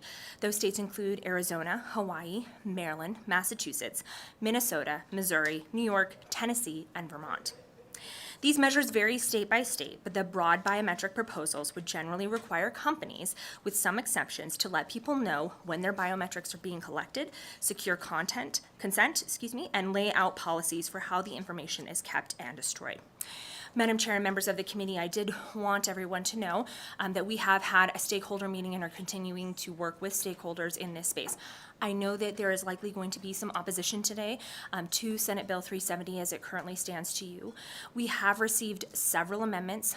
One specific one obviously was added within the mock-up to Senate Bill 370. I believe that Ms. Alyssa Nave is also present with us, and Grant Sawyer. She had submitted an amendment to us that we are amenable to as well, that includes some exceptions for esports gaming and things like a Wii system, if anybody still owns a Wii that's used for like physical fitness. I see that Senator Hammond may be among those of us who still have a Wii. And so there is an amendment that she will be speaking on that we are willing to take on. We have met with various other stakeholders, as I mentioned. I know that there are ongoing concerns specifically with geological location data. I'm sure you will hear some of that. We've received some amendments to sort of clarify those pieces, and also the definition of consumer health data. We have had some folks who have submitted some amendments with respect to information that would be covered under other federal laws that would be more stringent than this. For example, if your information is protected by HIPAA or by some other federal law, then we want to make sure that we're not creating an issue between our state law and those federal laws that provide those additional protections, and don't want to in any way unravel those or create any loopholes. So we are considering how those exceptions might be worded as well. We have a number of other ones from some local governments, because local governments, in terms of some of the data that they may collect, is a little different than what we may see in the consumer space. And so I wanted the committee to be very aware that we know there are many concerns about some of the definitions in this bill. I am sure that you will hear those concerns today. We are continuing to work with those stakeholders, and I feel very confident that we're going to be able to get to a proposed amendment for this committee to at least consider in terms of this bill, even though we do not have that in full form today as we're still working through those pieces. But I did want to preface our walkthrough of the bill with at least those considerations in mind, because I know that those are concerns that are out there. With that, Madam Chair, your permission, I would like to pass the microphone over to Alex Canito, who can help walk through some of the impetus for this bill and then the provisions contained within that mock-up of Senate Bill 370. Thank you. Yes, ma'am. Good morning, Madam Chair and members of the committee. I'm Alex Canito with the law firm Lewis Roca, and I want to say thank you to Senator Canizaro for bringing forth this bill. I came to her to talk about this after a summer class I had taken last summer at the University of Nevada. It was a discussion-based class, and one of our assignments was to read a Wall Street Journal article and then lead a discussion based on the article we read. I picked an article about menstrual cycle tracking apps and the implications this could have for people who use these apps if Roe v. Wade were to be overturned. And within the week of me selecting this article, the decision was overturned, and it led to a very interesting discussion in the class, leading us to think, what could we do to put in extra protections for people? And knowing that I personally had used one of these tracking apps for 4 to 5 years, I don't want my personal information being sold when I'm using it for my own health reasons. And after talking about it more, we realized this is something that could affect all consumers, not just people who are using these menstrual cycle tracking apps. And so thank you to Senator Canizaro for bringing this forward. And then I'm going to walk you through the bill section by section. So in sections 2 through 19, you're going to see several terms that you're going to see defined throughout the majority of the bill. In section 7, you see this term consumer defined as a natural person who resides in the state or whose health data is collected in the state. This excludes those who are acting in an employment context. Consumer health data is defined in Section 8 as personally identifiable information related to the health of the consumer. And in Section 15, you'll see regulated entity is defined as a person conducting business in the state or providing products, services targeted to the consumer in the state, and then determining the purpose and means of processing, sharing, and selling consumer health data. Section 20 excludes certain data collected or disclosed under federal or state law from the provisions of the bill. Section 21 requires regulated entities to develop and maintain a privacy policy for consumer health data and obtain affirmative consent from consumers before collecting, sharing, or selling their data. In sections 22 and 23, you're going to see requirements governing consumer consent for data collection and sharing. Specifically in section 22, this requires a regulated entity to obtain affirmative consent from the consumer before collecting or sharing consumer health data, and there are exemptions from this. In section 23, this authorizes consent to be provided electronically. In section 24, the bill establishes consumer rights to request information about their health data and demand its deletion. Section 25 prescribes requirements governing the response to consumer requests, including providing information free of charge in most circumstances, and it requires an entity to respond to a consumer within 45 days, and there are exemptions to this as well. In section 26, regulated entities, affiliates, and third parties have 30 days to delete consumer health data upon request. And then in section 27, requires regulated entities to establish an appeal process for consumers if their request for data deletion is denied. And a regulated entity must respond to an appeal in writing within 45 days per this section. In section 28, the bill requires regulated entities to implement policies and procedures to protect the security of consumer health data. And in section 30, it prohibits selling or offering to sell consumer health data without written authorization from the consumer. Section 31 prohibits geofencing within 2,000 feet around providers of in-person healthcare services or products for certain purposes. Section 34 establishes that violating provisions of the bill constitutes a deceptive trade practice and allows injured parties to bring civil actions. And then sections 34.1 through 34.9, I know David's going to talk more about this amended part, but it essentially outlines provisions for the protection of biometric identifiers such as facial, fingerprint, or iris data, and establishes requirements for the collection, possession, sharing, and sale of such data. Section 34.9 specifically establishes civil penalties for a violation of these sections, which authorizes the Attorney General to bring an action in court to recover a civil penalty. This is of $1,000 or the amount of the actual damage, whichever is greater, if the violation was caused by negligence, or if the violation was intentional or caused by recklessness, $5,000 or the amount of the actual damages, whichever is greater. Thank you. Good morning, Madam Chair. My name is Terry Coffey, and I'm the Chief Legal Officer for a Las Vegas-based software company called FaceTech. We provide software related to the collection of biometric information, particularly as it involves the face. It's hard for me to say more than they have, so I won't, but I do want to say that in putting forth this proposed amendment, we've received widespread support, not only from leadership in both houses, but also from the Attorney General's office as well. So with that, I would be available for any type of question. And thank you, Madam Chair. That does conclude our presentation for Senate Bill 370. We'd be happy to answer any questions that you or members of the committee may have. Thank you. Committee members? Senator Daly? Thank you, Madam Chair. And read through this, I think it's important to support it. Just a few questions, some for my clarification, and then some technical stuff as well. So in sections 20, 21, and 22, where the consumer consent is obtained, how does that exactly happen? And I know you mentioned it in your presentation, but a lot of times when you're going to do an app or something, you say, did you read the privacy policy? And you go, you know, it's 87 pages long, and you have to click on it in order to use the app. Is it contained in there, or are there other, how do they obtain your consent? Thank you for the question, Senator Daly, through you, Madam Chair, to the Senator. No, just go direct. Thank you. Nicole Canizaro, Senate District 6. So I think what you are seeing in sections 20 and 21 is an attempt to outline specifically what needs to be provided in those pieces, understanding that sometimes that can be quite lengthy, sometimes it is buried in a larger privacy policy, but I think when it comes to consumer health data, we want to be very specific that if you as a consumer are entering in your own personal data about your ongoing health status. And I know Ms. Canedo mentioned that this was sort of spawned out of menstrual tracking applications, but this applies to other different types of applications as well.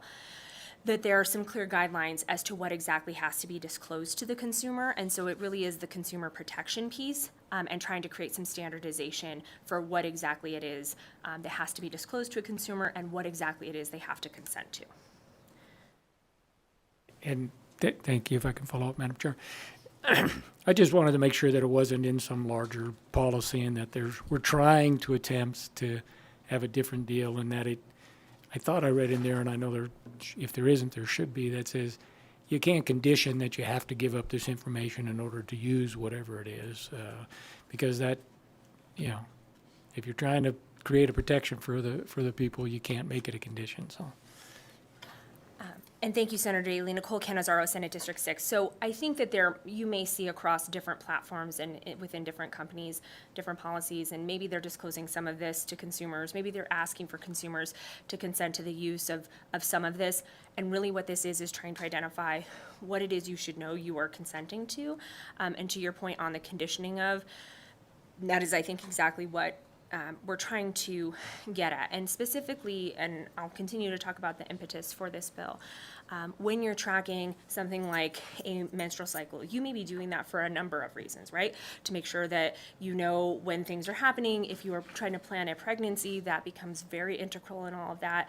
And you're not necessarily doing it so that you can sell that data or buy a product or for that company to be able to then use your data in a specific way. You're using it for your own personal needs in order to track that data so you can make informed decisions about your life and how you go day to day.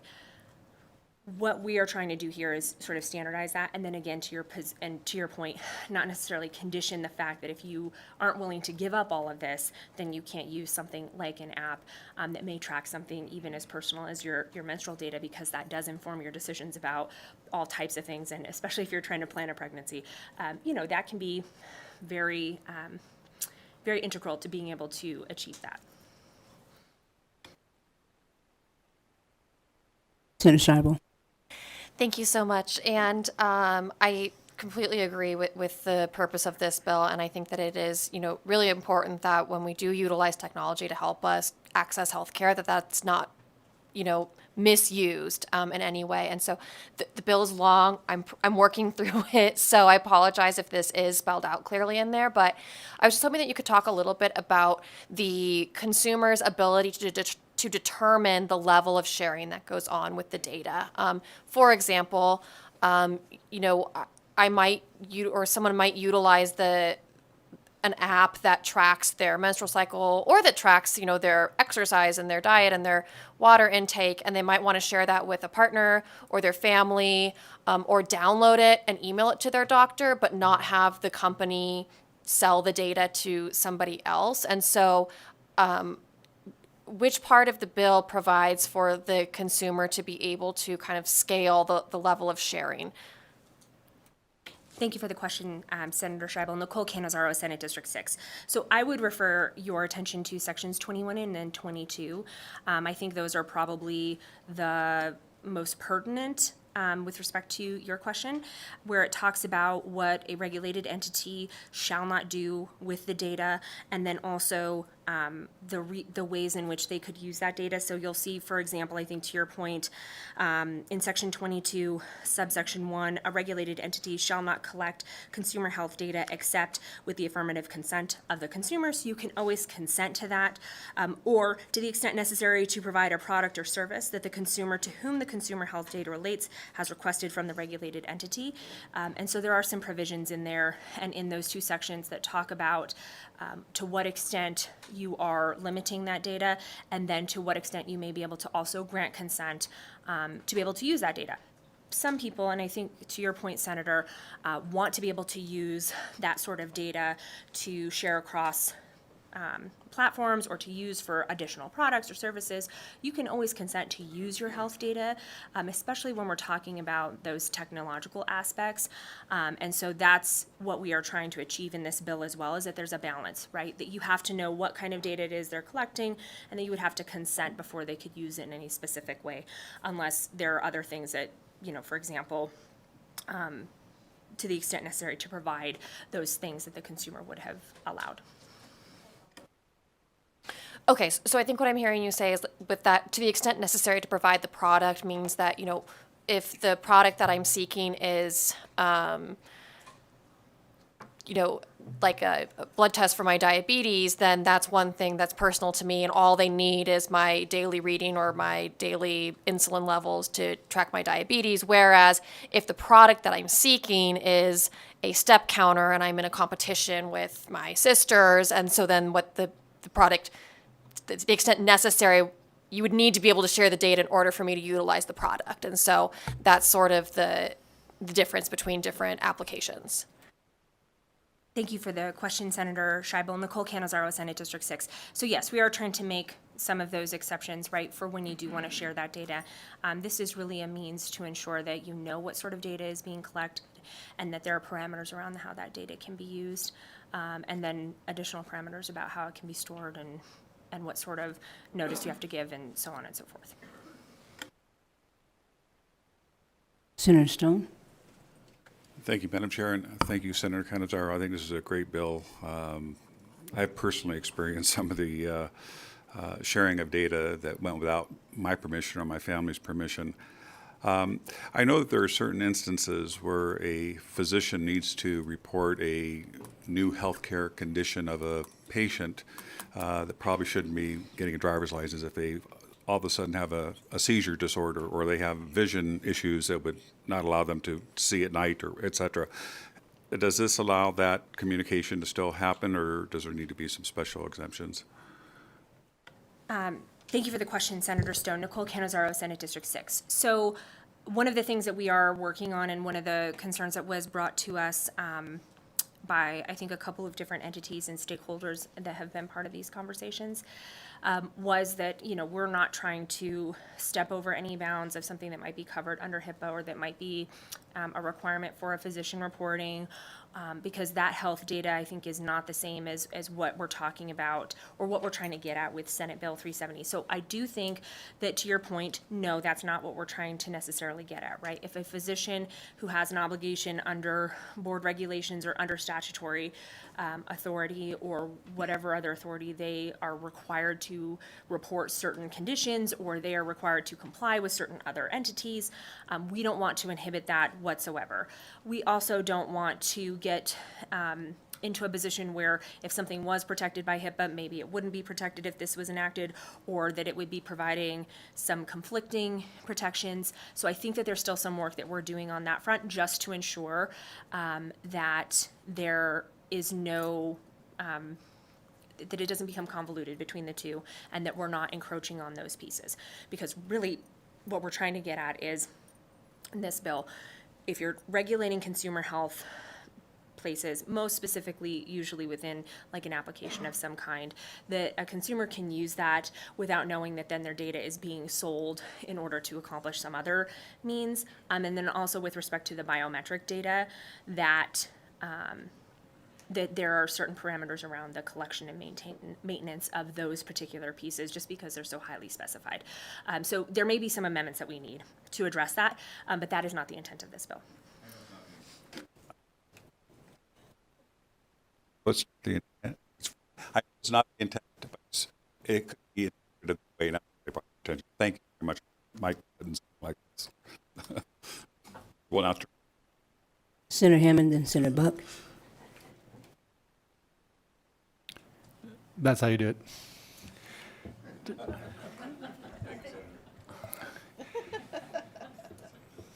It's a slow burn, I know. So on page 18, I think it's line 12, I think it's subsection 2 there. It says, at the time a person collects a biometric identifier, the person shall ensure that the subject is present. Could you explain a little bit more and what the intent is there? The intent with the liveness component, I'm sorry, Terry Coffey, Chief Legal Officer, Face Tech. The intent behind that is, especially in the context of collecting biometrics, they could be spoofed. And so we want to make sure that when the biometric data is collected, that there's some assurances that it's a live person, it's not a theatrical mask, it's not a mannequin, it's not a static two-dimensional picture, that somebody could use to essentially access or otherwise fake your biometric information. So when it says that the person has to be present, so are you directing them to a particular company, or is there somebody who does this? Generally, it's done with a selfie on a cell phone, a browser, or something of that nature. As long as as long as somebody can identify that there's no mask or anything. Correct. There's no interference, I suppose. Correct. Okay. All right. Thank you. Thank you. Senator Buck? Thank you so much, Chair Spearman, and thank you so much for bringing the bill forward. As I'm sitting here thinking about this as you presented the bill, can you still download an app and use it if you click no, I don't want my information shared, or is it varied on the different apps? And then how many other states enact this? Because I can see this as a potential problem if we're enacting this here in Nevada, and just the different levels or degrees or continuums of information shared or not. And then, well, answer those two first, I guess. Thank you for the question, Senator Buck. Nicole Canizaro, Senate District 6. So as I was discussing with Senator Daley previously, there are provisions in this bill that do not condition the allowance to use an application or to be able to utilize a service if you select no. So if you say, no, I don't want my data to be sold, we still want you to be able to utilize that product and that service. And then again, with respect to the questions from Senator Scheibel, there are limited uses that data would still be permissible for if there was consent by the consumer, or if it was within line of what that particular, let's say, application was designed to do in terms of providing products and services. So no, if you say, I don't want my data collected, you can still utilize that, and that's provided for within Senate Bill 370. With respect to your second question, Senator Buck, there are 3 states currently that have these sorts of provisions in their state law, and that is Washington, Texas, and Illinois. And then I believe there are 9 other states that I mentioned who are currently in this calendar year considering legislation that would regulate the same type of data. And those are just still yet to be passed. Thank you so much for the clarification on that. I mean, I like this for healthcare, banking. I definitely don't want credit scores. Those sorts of things shouldn't be shared if we say no. So thank you so much. Thank you. Second round for Senator Daley. Thank you, Madam Chair. My last questions are more technical than anything else. So when I read through Section 8, subsection 4, and it talks about information that's derivative, inferred, emergent, you have algorithm, machine learning, and it says or any other means. My first thought when I read that is that artificial intelligence should be in there. But then when I read Section 34.3 on the biometric part of it, artificial intelligence was included in that one, along with all of the other stuff. So I just thought maybe they should be in both areas. I know it says or any other means, but maybe you should call it out. And then in Section 34.1, line 5, the very last word in that sentence, the of, appears to be out of place to me, but maybe it's not, but it appears to be out of place. An extra word.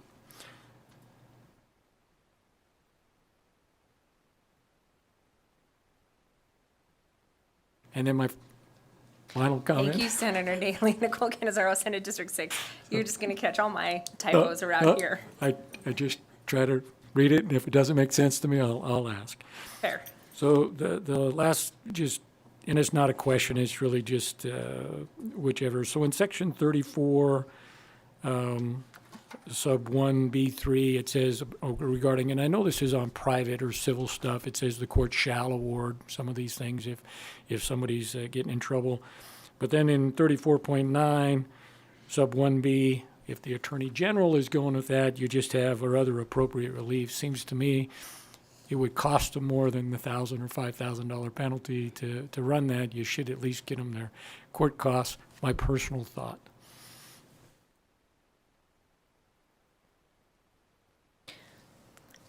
Thank you, Senator Daly. Nicole Canizaro, Senate District 6. We will take all of that under advisement and correct the typographical error. And I know we're still working through some of the pieces for the enforcement mechanisms as well. So we'll take a look at those fines.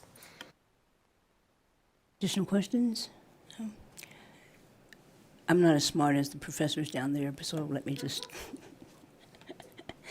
try something. So, and it's a question, but I'm just trying to make sure that it's as broad. So, when I go to the gym, and you get on the bike or aerobics or whatever, there's a little thing you can punch in, and every time you go, it keeps track.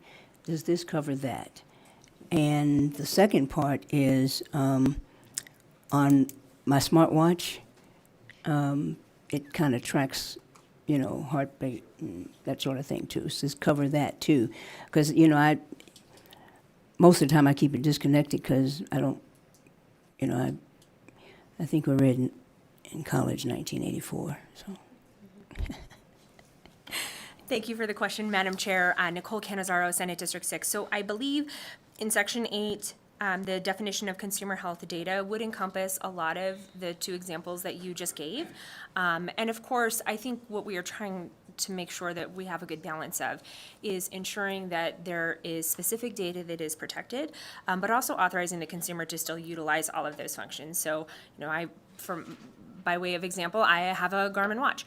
When I go and am training for races, I keep track of all of that. I watch my, my splits, my pace, my heart rate, how that improves over time, and I find that to be very useful for training purposes. We want to still be able to allow consumers to use that kind of data and to utilize different applications and personal devices like a smartwatch, like a phone, like a treadmill, something like that. That may all sync up, which mine all do, and want to still allow for that use, but want for consumers to, one, be aware of the data that is being collected, and if there's pieces of that they don't want to be sold for other ulterior purposes, to allow for them to opt out of that, so that we can still use those things that make our lives easier and allow us to track some of that, but that we can do so for personal uses as appropriate. Thank you. Senator Pizzina. Thank you so much, Chair, and thank you so much, Majority Leader. Obviously, I'm a fan. I signed on to the legislation. I did have one question, and I apologize if I missed it because I'm also still working my way through it.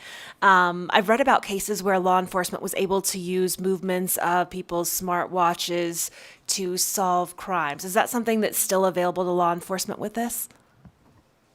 Thank you for the question, Senator Pizzina. Nicole Canizaro, Senate District 6. So when law enforcement is asking for that type of data, it falls out of the parameters of what would be specifically collected here, right? So I know that there are some concerns about the geolocated data that would be collected, but if law enforcement is seeking that, they would have to go through a process of obtaining a warrant, and it would be a specific warrant, generally what's referred to as a pen register, and then other location data that they would have to go through a whole process in order to obtain, and that sort of data exists irrespective probably of this, to the extent that there was a health data app that might be collecting location information. Potentially that would be available, just depends on the retention policies with respect to cell phones and other things. If you're talking about making cellular telephone calls or text messages or accessing the internet, that's going to exist irrespective of this bill.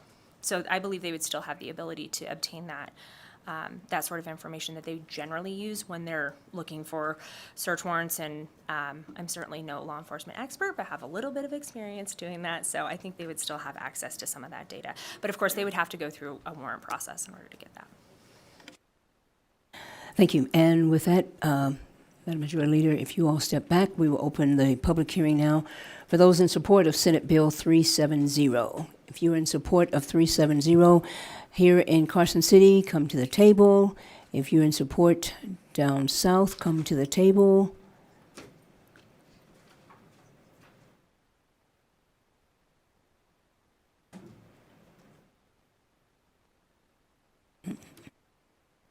Hello, my name is Sig Rogich, S-I-G-R-O-G-I-C-H, and I'm here on behalf of support for this bill. I thought it was important to bring out just one point. We met with the Nevada Gaming Control Board to give them an overview for this legislation, and we have their support, and they understand the essence of what we're trying to achieve here. And I thought it was important for you to hear that the chief law enforcement entity for gaming in our state is in support of this bill. Thank you. Good morning, Chair Spearman, members of the committee. For the record, David Cherry with the City of Henderson. I want to thank the Majority Leader Canizaro for the opportunity to participate in the Senate stakeholder process on this bill and for allowing us to suggest potential amendment language for local governments as entities that may collect information but are not in the business of monetizing this data from employees or the public that is related to the performance of governmental functions, services, and other related purposes. Thank you. We'll go down to Las Vegas. Anyone else here in Carson City? After Las Vegas, we'll come back up here. Support. Please begin. Las Vegas. Thank you. Good morning, Chair Spearman and members of the committee. For the record, my name is Alyssa Naveworth, and today I'm here on behalf of the Entertainment Software Association. We want to thank the Senate Majority Leader for being gracious and pulling together all the stakeholders, and we are in full support of this bill. We do have a proposed amendment, as was referenced by Majority Leader Canizaro. It would amend Section 8 to add a subsection 5 to say that consumer health data does not include personal information that is used to provide access to or enable individuals' gameplay movements on a video game platform. Some brief context. The intent of the bill is to protect consumers when they share their reproductive health data. Video games do not collect data related to reproductive health, but the bill is broad enough that they may be captured. Some fitness-related video games collect limited health data, such as heart rate and calories burned. These games are use a specialized controller linked to the game console to track the player's movements and heart rate. Typically, these experiences gamify light exercise by integrating the physical activity with video through a video game. An example of this is Ring Fit Venture for the Nintendo Switch or the Wii. We're concerned that the scope of the health data is broad enough to encompass limited data collection, even though its innocuous uses is well outside the reproductive health context. Imposing these requirements on games may confuse players. The proposed carve-out would avoid adverse impacts on video games while leaving undisturbed the intent of the bill to protect reproductive health. And again, thank you so much to the Senate Majority Leader for her leadership on this issue and for accepting this amendment. I'm open for any questions. Thank you. We'll come back up to Carson City. Good morning. My name is Amanda Cortez, and I fully support this bill. And I have been talking to a lot of neighbors and friends about this bill. I was actually in Alex Canito's class this summer, and with talking to family members and friends, a lot of people thought that the things covered in this bill were covered under HIPAA, and just being able to talk about this more broadly, they are not, and I saw that a really important need for this bill. Thank you so much. Good morning, Chair and members of the committee. For the record, my name is Annette Magnus, and I'm the Executive Director of Battleborn Progress. We stand in support of SB 370. This bill would go far to protect the security of Nevadans' health data, especially from being purchased and sold for advertising or other profit-motivated purposes. In 2016, drug corporations spent $6 billion buying 4.6 million drug ads targeting consumers, over 650,000 TV commercials. With access to buying our private health data, drug corporations can continue their marketing practices in ways that actually restrict consumer knowledge and choice rather than enhancing it. As an organization with staff and volunteers who rely upon ethically sound medical practices to maintain a healthy lifestyle, I take it personally to advocate for ethical consumer data practices. The amendment from the Majority Leader to protect biometric data is crucial, as using the fingerprints, iris, or face of a person is data which could be misused to compromise a person's phone or other devices should they be lost or stolen. I am especially worried about this issue as it relates to period data and other data surrounding reproductive health care, especially in light of the decisions from the courts recently. We thank Senator Canizaro for her work on this bill and urge you to support SB 370. Thank you. Thank you, Madam Chair. Melissa Clement with Nevada Right to Life, MELISSACLEMENT. Nevada Right to Life supports health data privacy as envisioned by this bill. Seems like a no-brainer. Absolutely, as a woman, as a mother, as a citizen, privacy is always important, regardless of what kind or what branch of healthcare we are envisioning. Privacy is paramount. We want to thank the sponsor for her work protecting all healthcare data. If there's anything we can do to help as Nevada Right to Life, again, we are in favor of healthcare privacy. Please vote in favor of SB 370, at least the concept of the bill. Of course, we haven't seen the amendments. Thank you very much. Thank you, BPS. Anyone on the phones?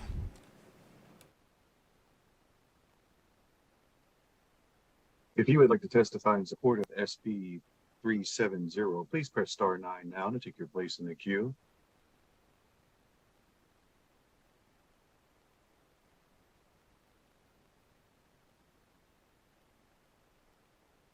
The public line is open and working. There are no callers at this time. Thank you. We'll move now to those who are here in Carson City in opposition. And if there's anyone in Las Vegas in opposition, please come to the table. We have 3 chairs, only one is occupied. Are there 2 other people in opposition? Okay.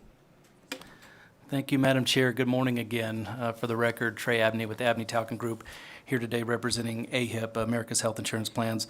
I want to point out that we are not opposed to the purpose or reason or concepts behind this bill. There's some very detailed issues that the Majority Leader brought up earlier, and we are working with her and Ms. Canito to get those addressed. Obviously, and the Majority Leader mentioned this, the big goal here is to avoid layering state law on top of existing and expensive federal regulation in the health insurance and financial regulation world. So the current language only provides data exemptions. That is, it only exempts the information and data a company may have which was gathered and maintained per HIPAA or Graham-Leach-Bliley, It does not exempt the entity itself. And so what we would like to see is an entity exemption, because these companies and the way they maintain sensitive personal information are already heavily regulated by HIPAA and GLBA.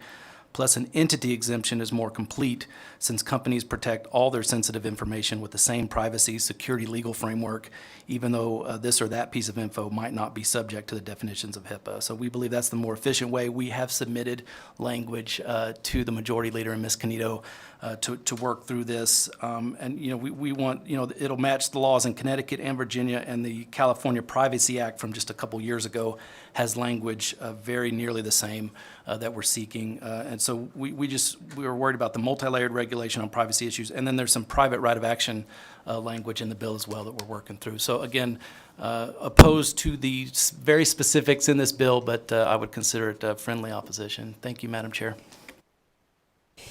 Thank you. Anyone else in opposition? BPS, anyone on the phones?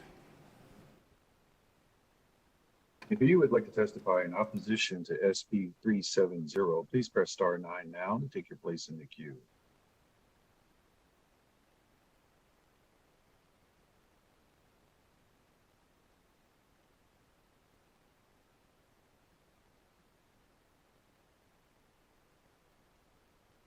Casey Rogers for the record. One of my favorite quotes from a movie is when an old cowboy looks at a younger cowboy and says, and this is not quoted, but close enough, "You know that little white speck in chicken poo? Well, it's chicken poo too." This bill is nefarious. Keep looking. I'm opposed.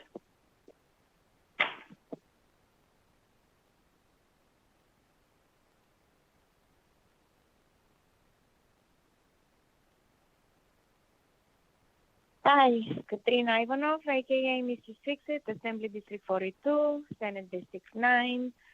I love the spirit of the bill. However, I don't think it goes far enough to protect consumers.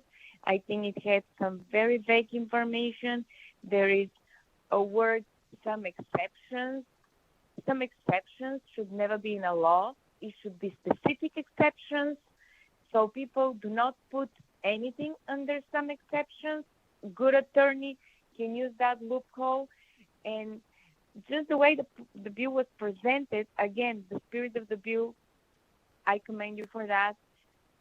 But I don't believe you guys should be listening to bills that the presenter says that bill is not ready, we're still working on it.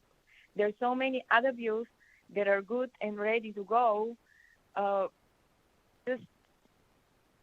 can't believe we're talking about a bill that even the presenter says, no, we still got to work on that bill.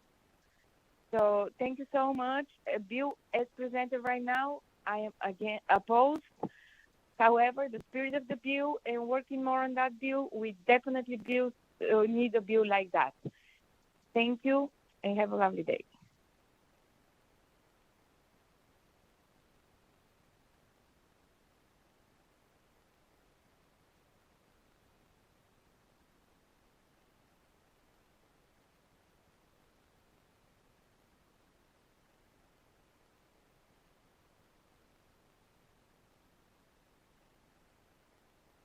Hi, good afternoon. Can folks hear me okay? We can hear you.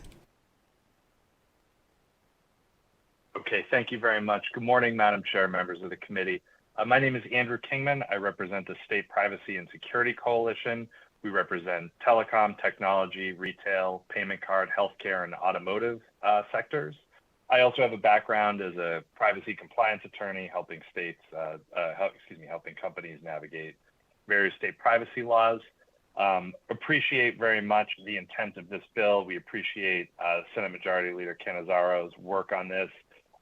We are currently working with Ms. Canito and the Senate Majority Leader, and I will have amendments to her later today. We have significant concerns that the bill as drafted will not help consumers in the way that the legislation is intending, and we want to help get there. And to be clear, none of the examples or use cases cited today would be negated by our amendment. Period tracking apps would still be covered and subject to strict data controls. Women would still be prevented from online harassment as they entered reproductive care centers. We are not proposing to change opt-in consent requirements for collection and sharing, the restrictions on sale, or protections for reproductive or gender-affirming care. But there is currently overbreadth in the definitions and operational provisions that we believe need to be fixed. For instance, the definition of consumer health data remains so broad that consumers will get opt-in requests for routine purchases like women's makeup or men's deodorant.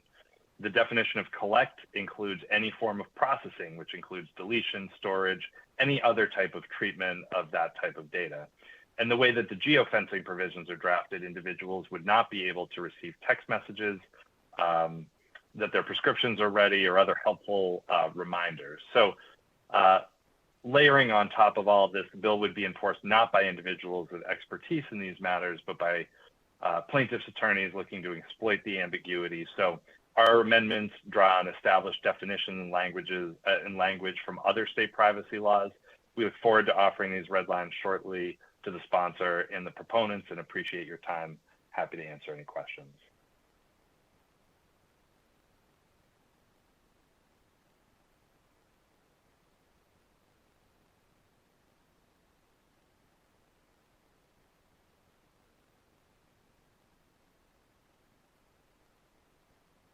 Good morning, Chair and members of the committee.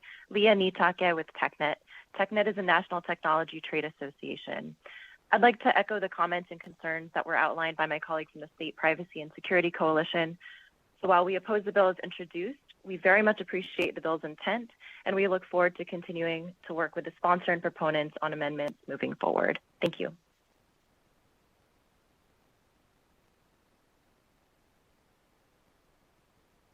The public line is open and working. There are no callers at this time.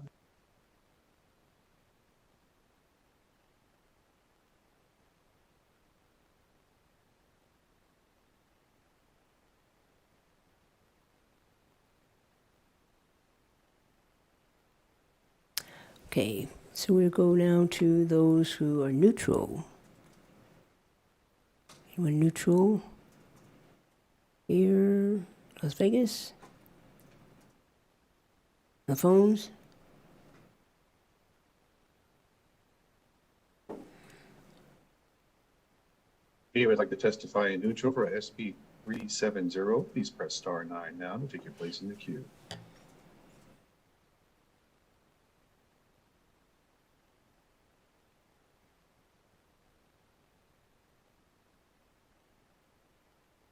Public line is open and working. There are no callers at this time. Thank you. Majority Leader, closing comments?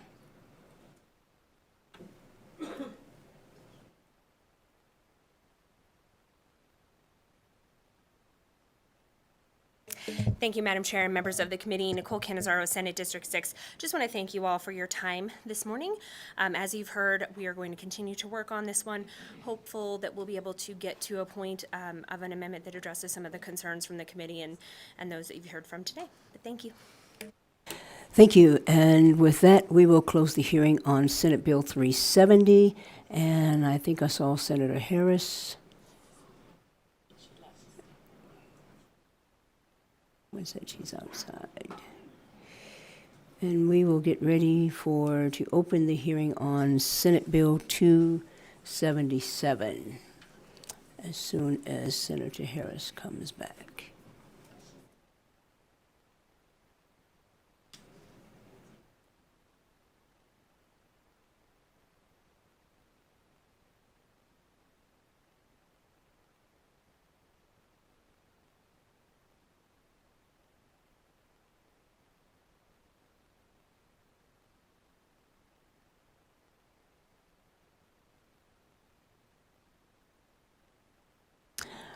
Welcome, Senator Harris. And please begin when you are ready. Thank you, Chair. I'm assuming we're starting with 277. All right, thank you. Let's see. Do we have Mr. Rutledge here? Okay, just kidding. So, my name is Dallas Harris, for the record, Senate District 11. Thank you, Vice Chair Lang and Chair Spearman and members of the committee for taking the time to hear Senate Bill 277 today. It is a very large bill. We have Mr. Rutledge. I see him down south in Las Vegas. Hello, sir. As well as our very own godfather of cannabis, Mr. Tick Segerbloom, here as well. I'm going to go ahead and walk through the bill, and then I will turn it over to Mr. Rutledge for a few comments, and then on to Mr. Segerbloom for a few comments. I'd just like to note that we have the Chamber of Cannabis also in the room. One of my colleagues I've been working on with this legislation. They will be here to answer questions as well. A couple things I want to note off the top. This is a largely industry-driven bill. Everything that you see in this legislation is a product of months and months of discussion with Mr. Rutledge, Ms. Aisha Goins, Mr. Will Adler, as well as the good folks at the Chamber of Cannabis and the Nevada Cannabis Association. So let's start from the top. One thing that I think we need to do in order to move Nevada's cannabis industry, which is currently thriving, into its next stage of success, is eliminate this distinction between medical and medical and adult use licenses. As some of you all will be familiar, the state kind of legalized cannabis in two stages, first with a medical program and then with a regular adult use program. And there were good reasons for delineating the two. We have higher standards for some of the medical cannabis. We allow there to be no taxes for you if you hold a medical cannabis card, or at least less taxes. And we allow you to purchase a bit more if you have the medical card. However, in 2023, a majority of the folks who hold licenses are in fact dual licensees, and they are already doing all of the things that they need to do to meet the standard of being able to sell medical cannabis. And so up and down the chain from cultivation all the way down to retail, it doesn't really serve a purpose anymore for us to have these two licenses. And so what you see in front of you is a very well thought out, I think, way to move us from a two license structure to a single license structure. We've ensured that if you are a medical only licensee holder at the moment and you are in a jurisdiction that does not allow adult use, we will grandfather you in and allow you to continue to renew at the medical, so that we're not forcing anyone to pay for an additional license where they cannot receive the benefit of that additional license. And for that reason, this bill also makes some adjustments to the fees. We tried to make it so that this would be revenue neutral to the Cannabis Compliance Board, but also be fair and spread out amongst all of the different licensing types so that there wouldn't be too much shock. But I will note again that those folks who currently do not have adult use and will be renewing at a higher level than they would have had this bill not been proposed will also be gaining the additional benefit of being able to sell to those adult use customers and vice versa. If you're adult use only and your renewal fee will go up, you will be getting the additional benefit of being able to tailor to medical clients as long as you meet all of the current statutory requirements under law to be able to do so. And so you will see that Section 3 touches on that quite a bit, as well as other portions in the bill. One other thing that I know the committee will be interested in is the removal of the felony exclusion. So we decided as we were standing up this industry that it was probably a good idea to just right off the bat exclude folks who have felonies, not certain types of felonies, just felonies, right? Up to 10 years. I think we've seen a lot this session when it comes to licensing reform, and a lot of that's been in this vein, right? When we exclude people with felonies, are we doing it intentionally? Is there some nexus between the exclusion and license that we are proposing? And I would suggest that here, the way our law is currently drafted, there is no nexus. We want to make sure that there are low barriers to entry in all industries in order to be able to make sure those thrive and that all people have an opportunity to participate in what is now a legal market. The Cannabis Compliance Board does a great job of vetting, especially when it comes to owners and operators. That will not change. But what we're talking about here is just getting rid of the idea that if you have the felony, you can't even come and put in an application and attempt to get an agent card or attempt to enter the industry. And I don't think that that is necessary anymore, given that we've stood up this really strong regulator, and we've worked through a lot of the issues as to how this industry and market will operate. And it is now at a point where we don't have to just right off the bat exclude folks for felonies. I believe the Lieutenant Governor's office, given that they have the Office of Small Business Advocacy, has raised that point that they think we really should be looking at when we need to have felonies as exclusions for licensing, and this would be one of those cases. Another portion of this bill does raise the possession limit from 1 ounce to 2.5.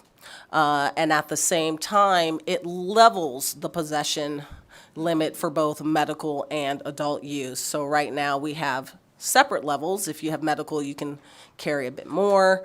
If you're just adult use, you can carry less. We're making that equal amongst both types. I'd just like to note, one of our neighboring states that also has a legal industry organ, has a 2-ounce possession limit in public and a 8-ounce possession limit in private. And so this 2.5 limit is not out of the scope of what some other states are doing. I personally believe that in a state where we have decided, we've made the public policy decision that we are going to allow a legal marijuana market. In order to do that, we have to make sure that our possession limits are in line with what makes sense. Otherwise, we have half legalized it, but half haven't. It reminds me of a time before we had consumption lounges where we had legalized cannabis, but we hadn't legalized anywhere for you to smoke it, right? What sense does that make? If we've decided that this is the policy of the state, then we've really got to make sure that all of our other laws are in line with that. I often think of the amount of beer that I tend to buy to stock up and over the course of the month, or there's a sale. At Albertsons, they've got this like a $5 Friday 6-pack beer thing, and I go in and I stock up, right? Because that's the best time for it. And I've never once had someone at the checkout go, well, is that all for personal use? What do you plan on doing with that? Are you having a party? Otherwise, I mean, I'm kind of interested. Now, people do joke, right? Oh, that can't be all for you. And I say, yeah, it is. But there are other areas where we don't put a limit on what people are going to use, or there's no assumption that I'm buying a 48 pack of beer, I must be doing something illicit with it afterwards, right? I'm going to sell it to minors, or sell it on the second market. That's just something we've gotten over and gotten past, because alcohol has been legal for so long. We've got to move this industry into the next phase. We've got to try our best to try and destigmatize this drug that we have decided we will create a legal market for, and do it consciously. And again, I will note that this piece, just like the rest of the bill, was put forward in conjunction with industry stakeholders. This is something that businesses are asking for. While some may argue that this would make the illicit market boom, I personally believe it would be the exact opposite. Right now, you can go into your store and your favorite store of choice and buy an ounce, and then you spin the wheel because you've got a certain amount of points. And you're spinning your wheel and you've got some free edibles. But guess what? You can't take your edibles home because you just bought an ounce. What sense does that make? And so you got to carry that reward over, or maybe you lose it, or whatever the case may be. But we really need to put some additional flexibility into that 1 ounce. It's about time that we really rethink whether that's the number. I'd also suggest that if you are able to purchase more than an ounce on that deal day, whatever day that may be, that's going to make you less likely to try and go to the proverbial corner boy so that you can get your 2 ounces, because you don't want to have to go back and shop over the next month. This isn't like ham. It doesn't have a 1-week shelf life, right? You can buy 2 ounces and let it be used over the next 3-4 months if you'd like. There's no requirement that you got to smoke it all up right away. Let's let people buy in bulk if that's how they so choose to make their purchases, and that's what fits within their daily life and how they tend to shop.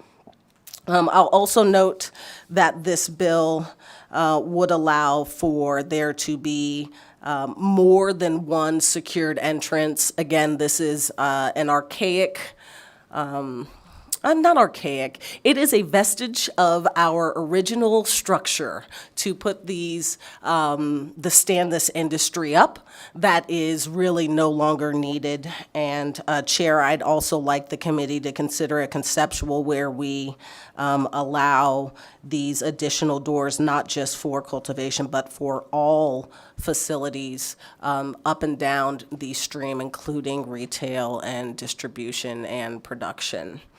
Now, don't get me wrong, those doors still need to be secured. We're not changing that.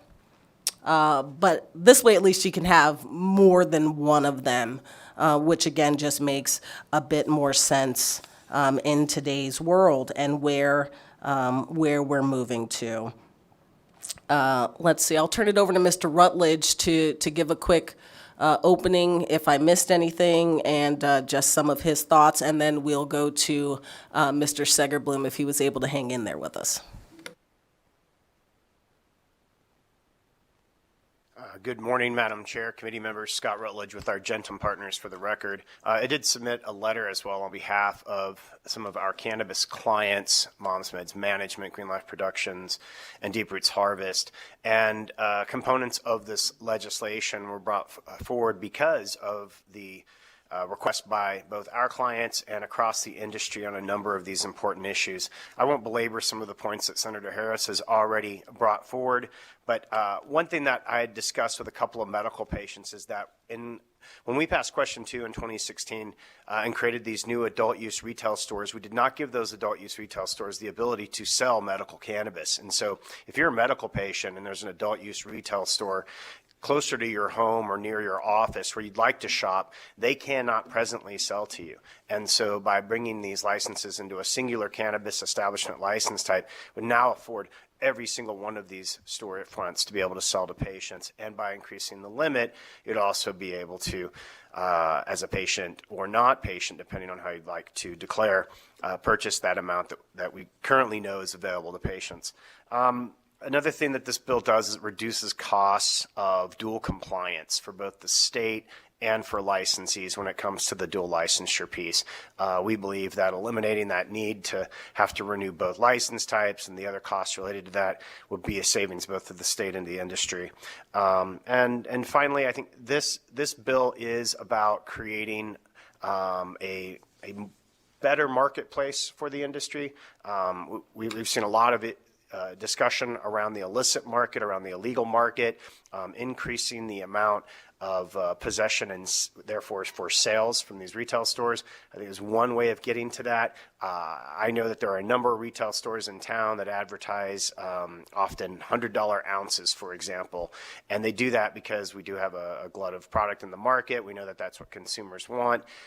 For them to be able to sell twice that amount, I think, I don't know that that means that consumers are going to come into those retail stores less, but it definitely gives them the flexibility, much like when you go to purchase alcohol, to buy a little more for the fact that that sale is happening this week and not next week. And with that, I will go ahead and pass this on to Commissioner Segerblum. Thank you.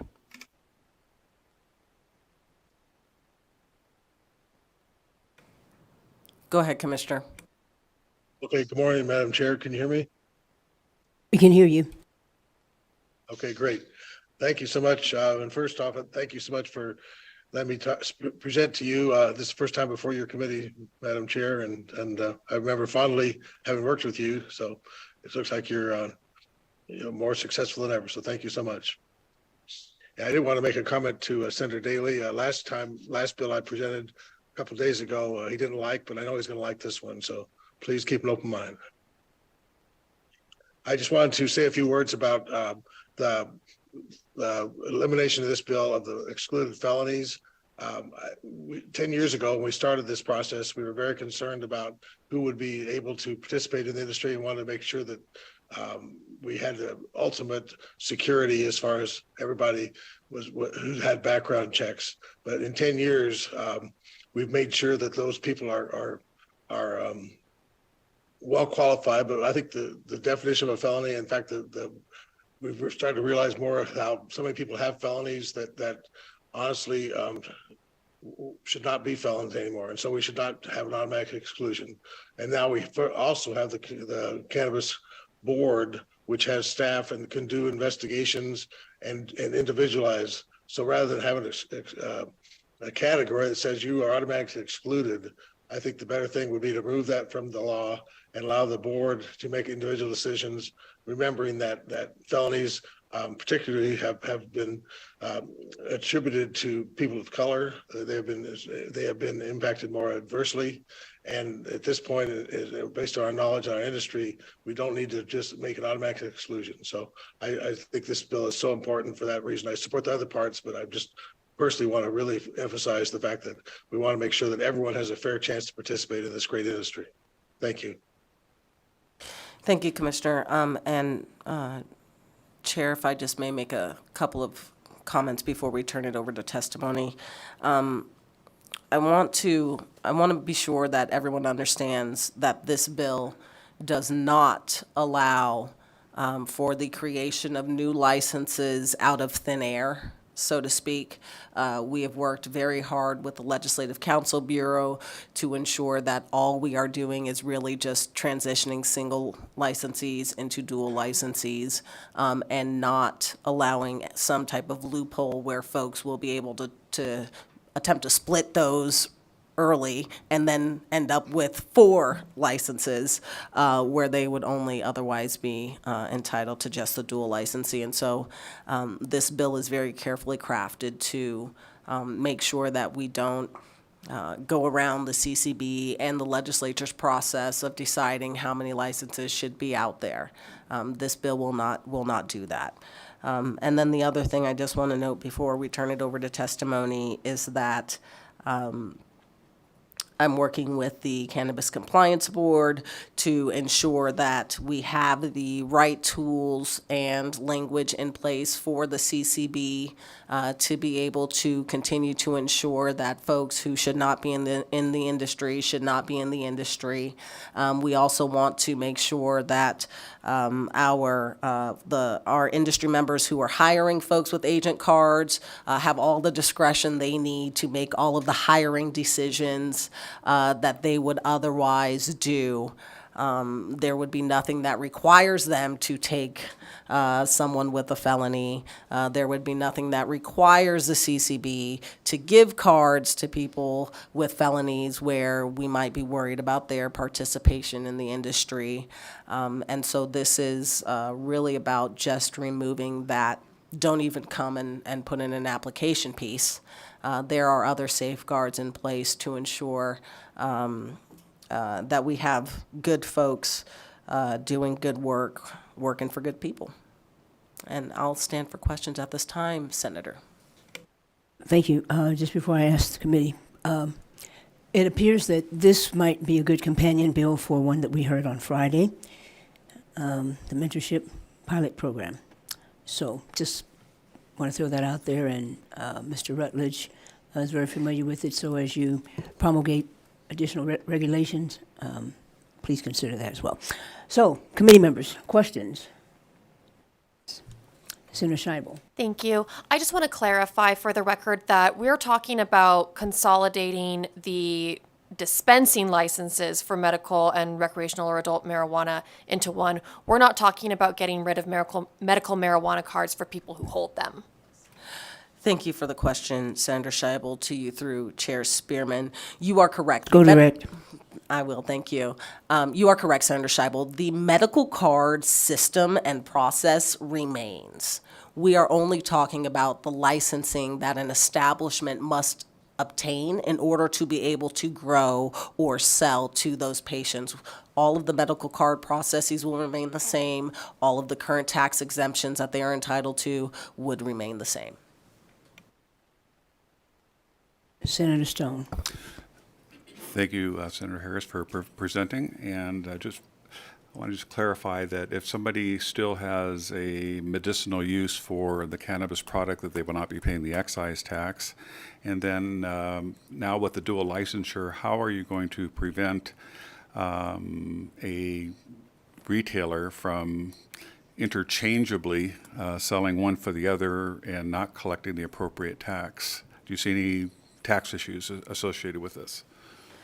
Thank you for the question, Senator Stone. Dallas Harris for the record.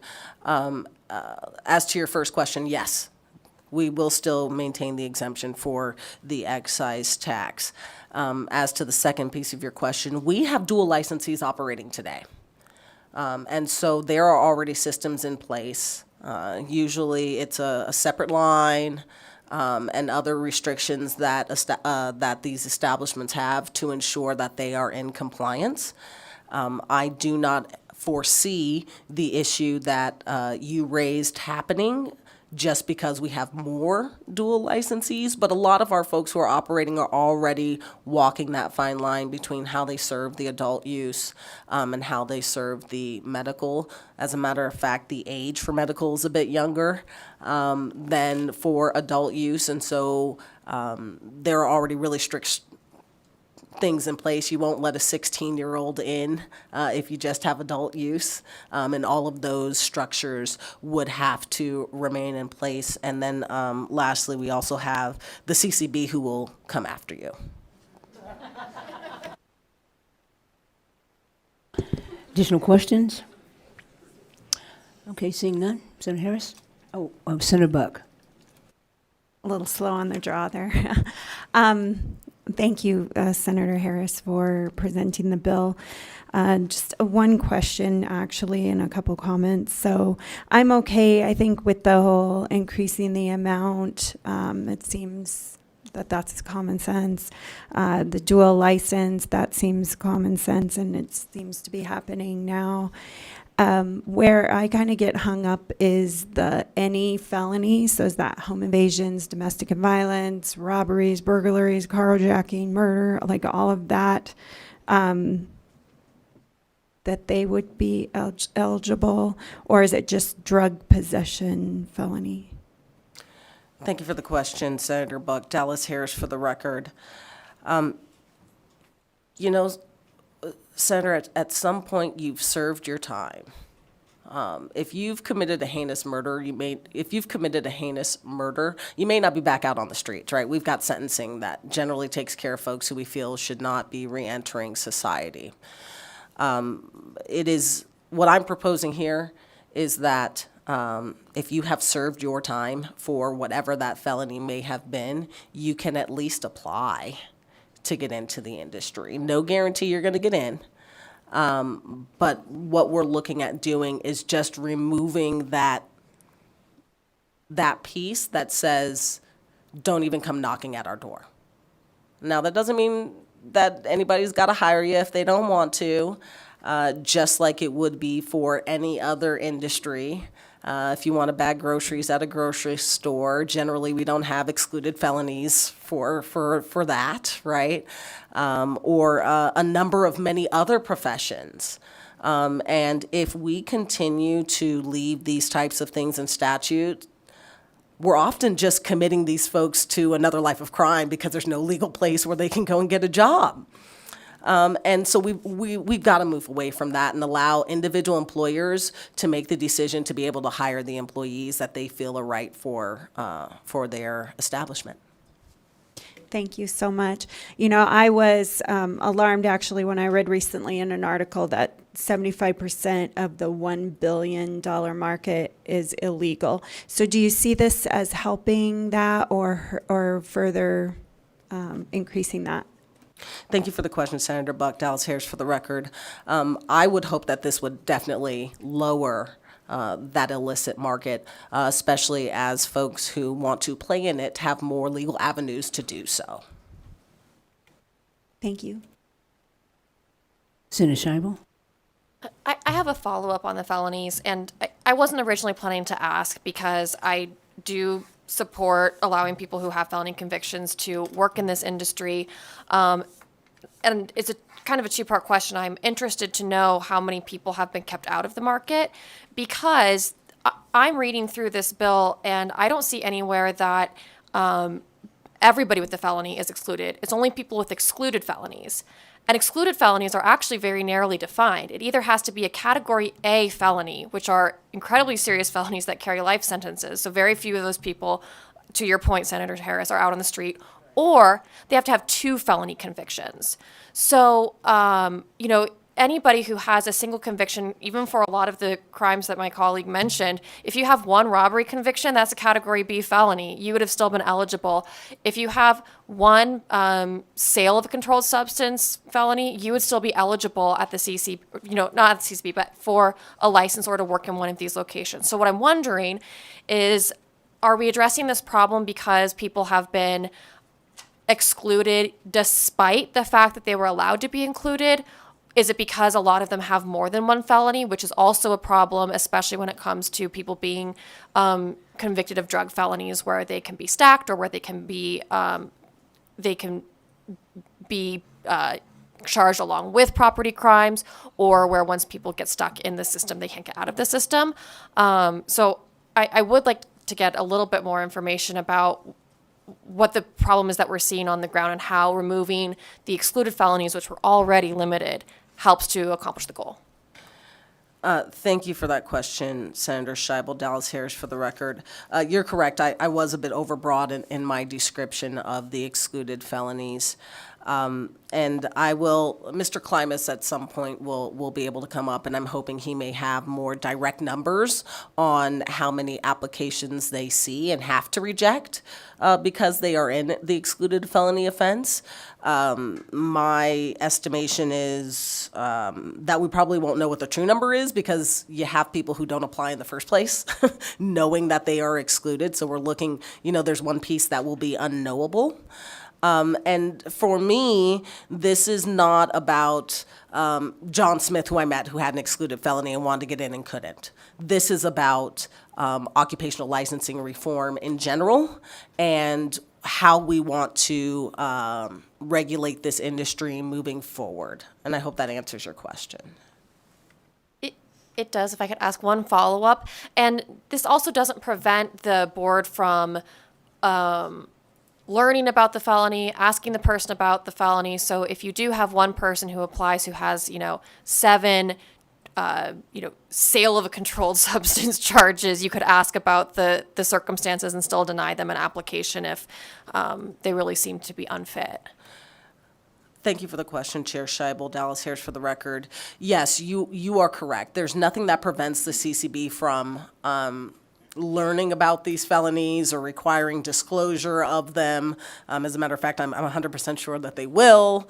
But actually kind of going to something that we discussed a little bit earlier, I don't know if possession and sale of a controlled substance is really the felony we want to be excluding people from in this industry, right?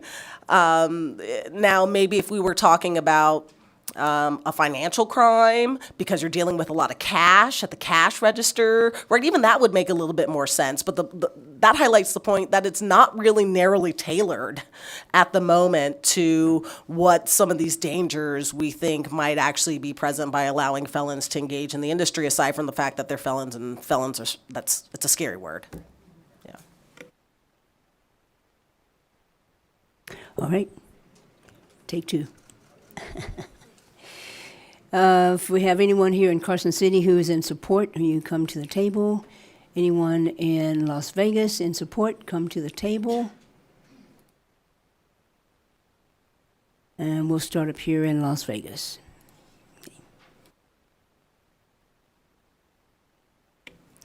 Good morning, Madam Chair. Good morning, Madam Chair and committee. My name is Christina Ullman, Christina Ullman. I am the president and co-founder of the Chamber of Cannabis, Nevada's largest and most diverse 501c6 cannabis business trade organization. Organized of 70 businesses and 400 members, the Chamber represents the broadest range of professionals, from owners and operators to budtenders and activists. Our core values are to drive commerce forward, restore justice, and positively impact our community. I'm grateful to have the opportunity to participate in democracy today and speak in favor of SB 277, a bill that will both grow commerce and strengthen Nevada's cannabis industry workforce.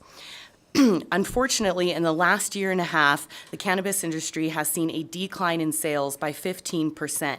This decrease in revenue means a reduction in jobs and in tax dollars. According to New Frontier data, We have had a decrease in $19 million in tax revenue from $160 million in 2021 to $141 million in 2022. That is $19 million less that have gone to our schools. SB 277 will allow us to recoup this loss and earn additional revenue by simply increasing the daily purchase and possession limit. This increase will position Nevada to remain competitive with other states as legalization increases. It will reduce the need for people to purchase on the unlicensed market, and we like to say the best defense is a great offense.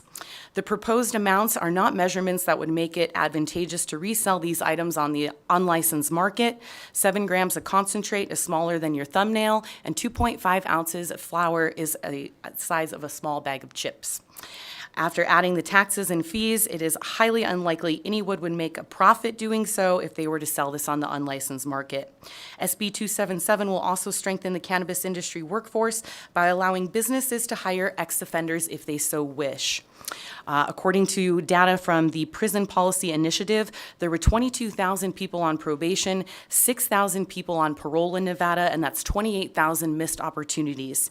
By creating a pathway to enter the licensed market, we reduce the number of operators on the unlicensed market and tax dollars spent on people staying in the criminal justice system. We have the opportunity to increase the talent pool for cultivators and producers who are in high demand, not just in Nevada, but throughout the country, and increase the success of reentry programs, and most importantly, be the examples for other states. As lawmakers, if you are happy with the way the industry has been going, we encourage you to help it keep growing and say yes to SB 277. Thank you.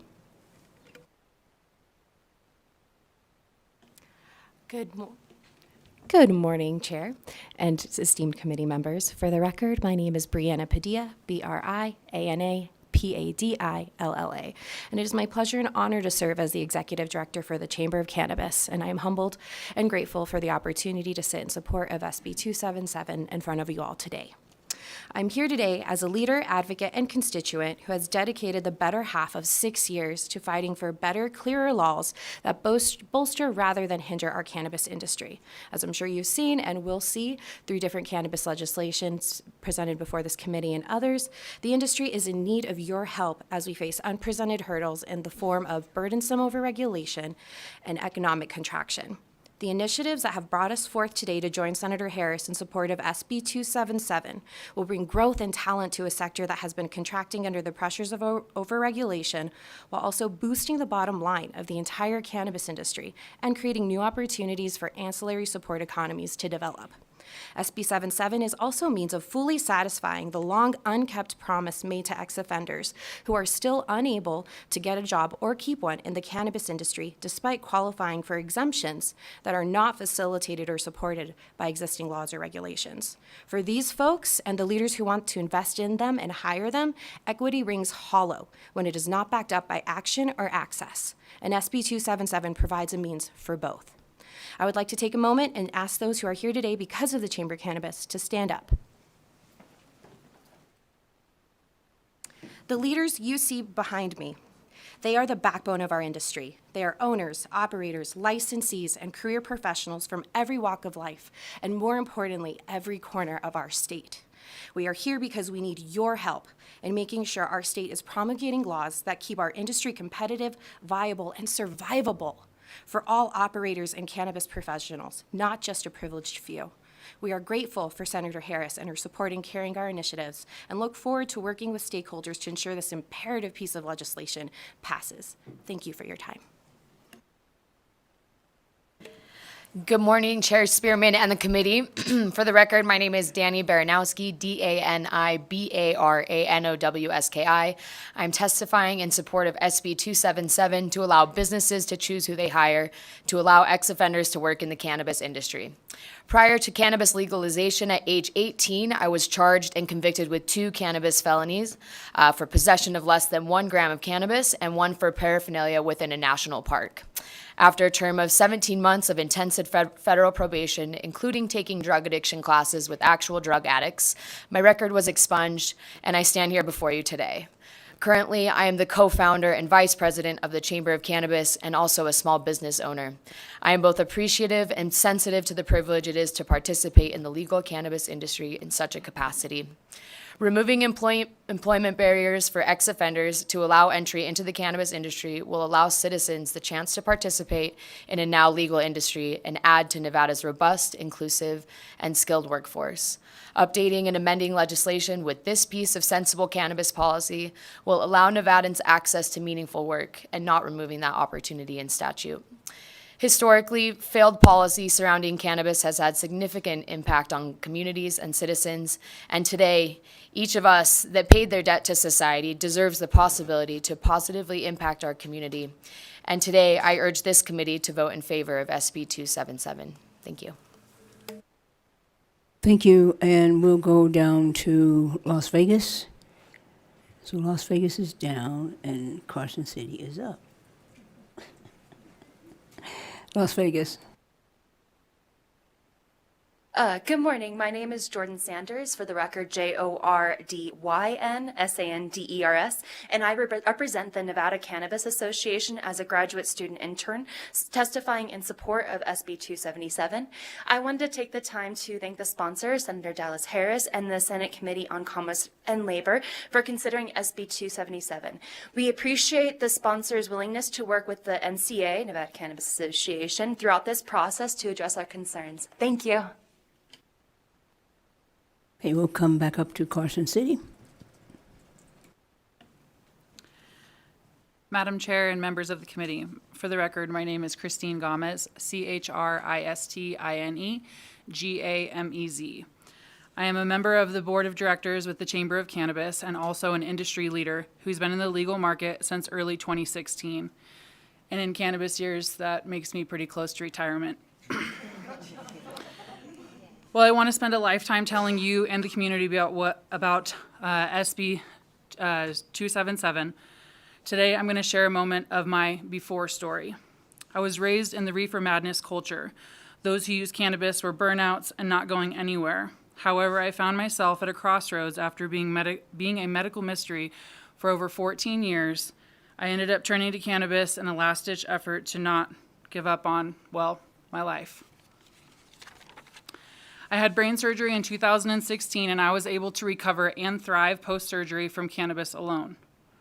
Yes, cannabis alone, opiate-free.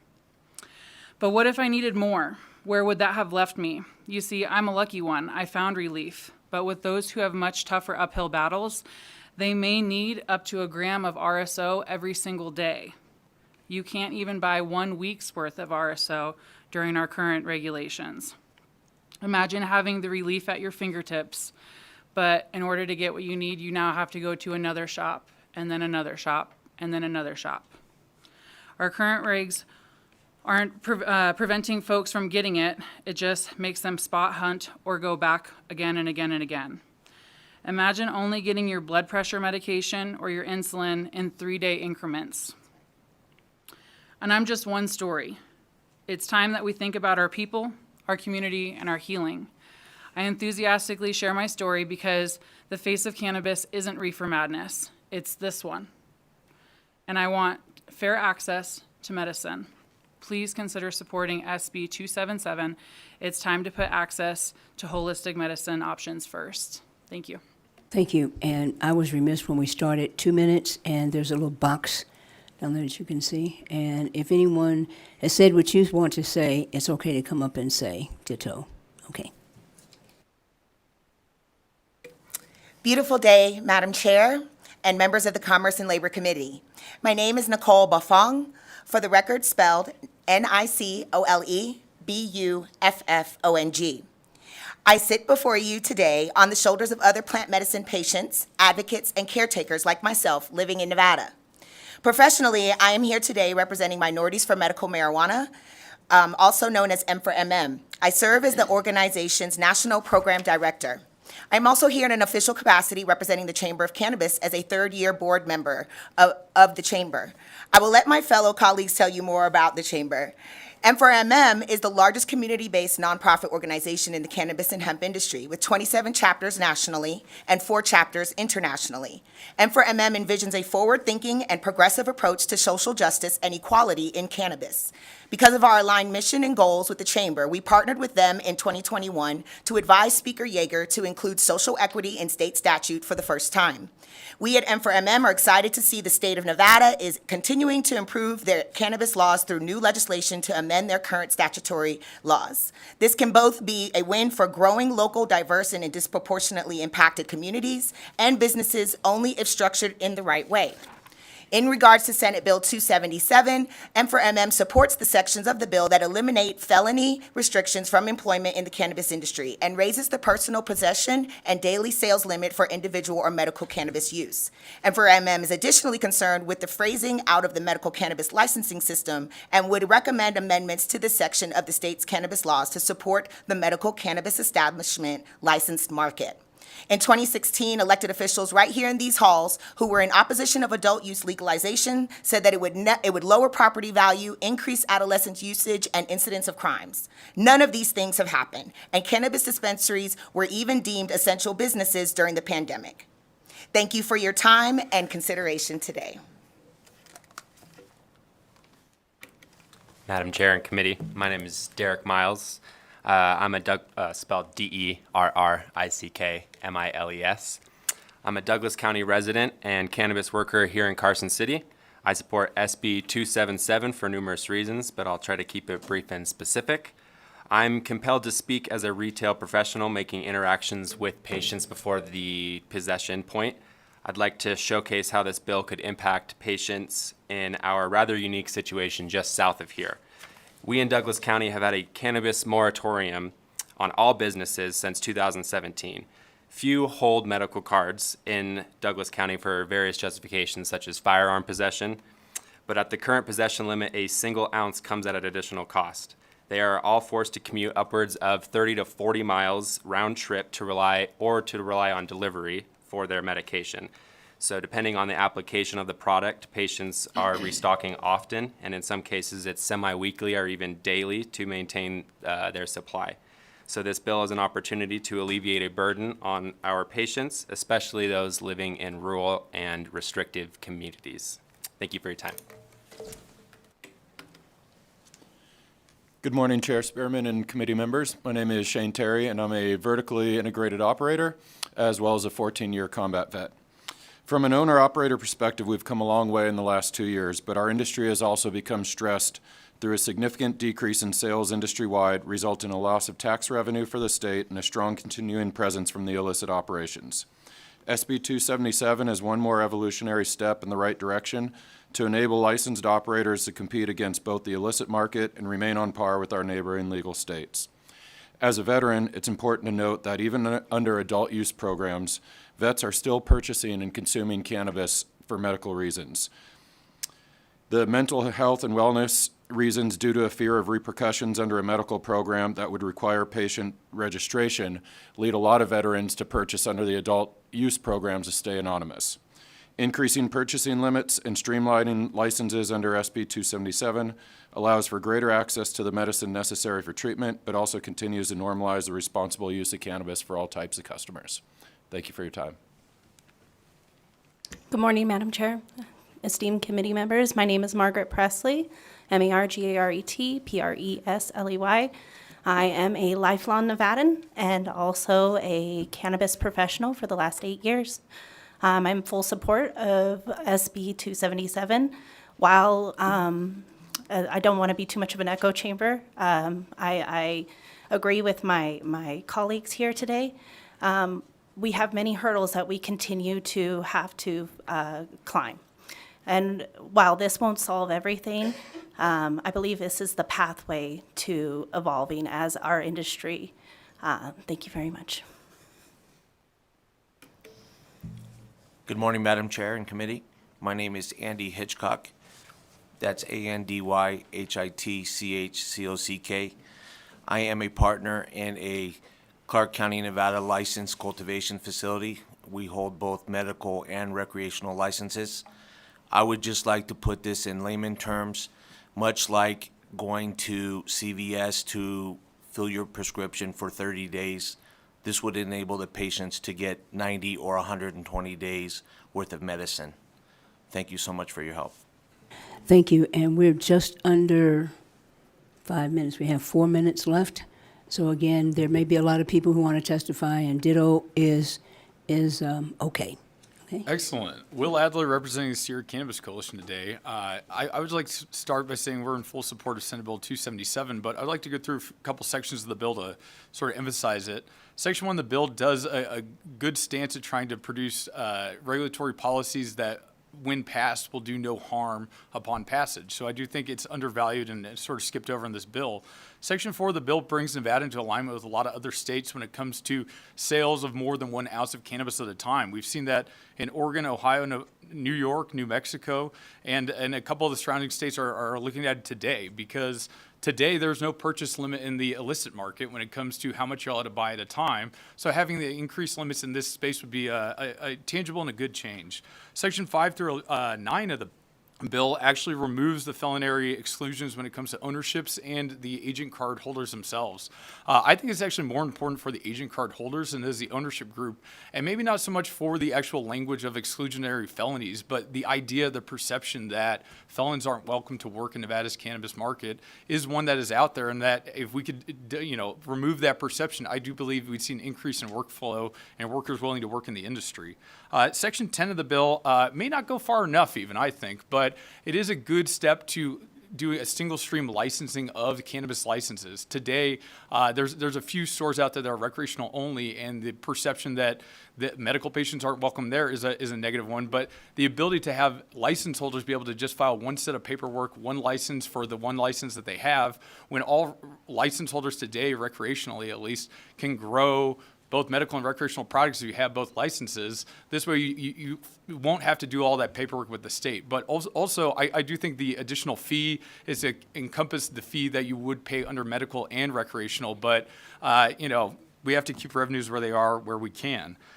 Section 13 and 15 of the bill support this policy as well, and do create some sort of streamlining effect that I do think would be positive overall. And I'm here to say thank you very much, and Sierra Cannabis Coalition's in support. Okay. And again, you all were here when I was telling everybody else. There may be other people who want to testify, so trying to get everybody in as we can. I think we're down to 2 minutes. Okay. Thank you, Madam Chair. My name is Ariel Limadi, for the record, Ariel Emadi. I am the head of purchasing for Green Thumb Industries here in Nevada, which has the most active dispensary licenses across the state. Quite simply, I urge you to support this bill. Thank you.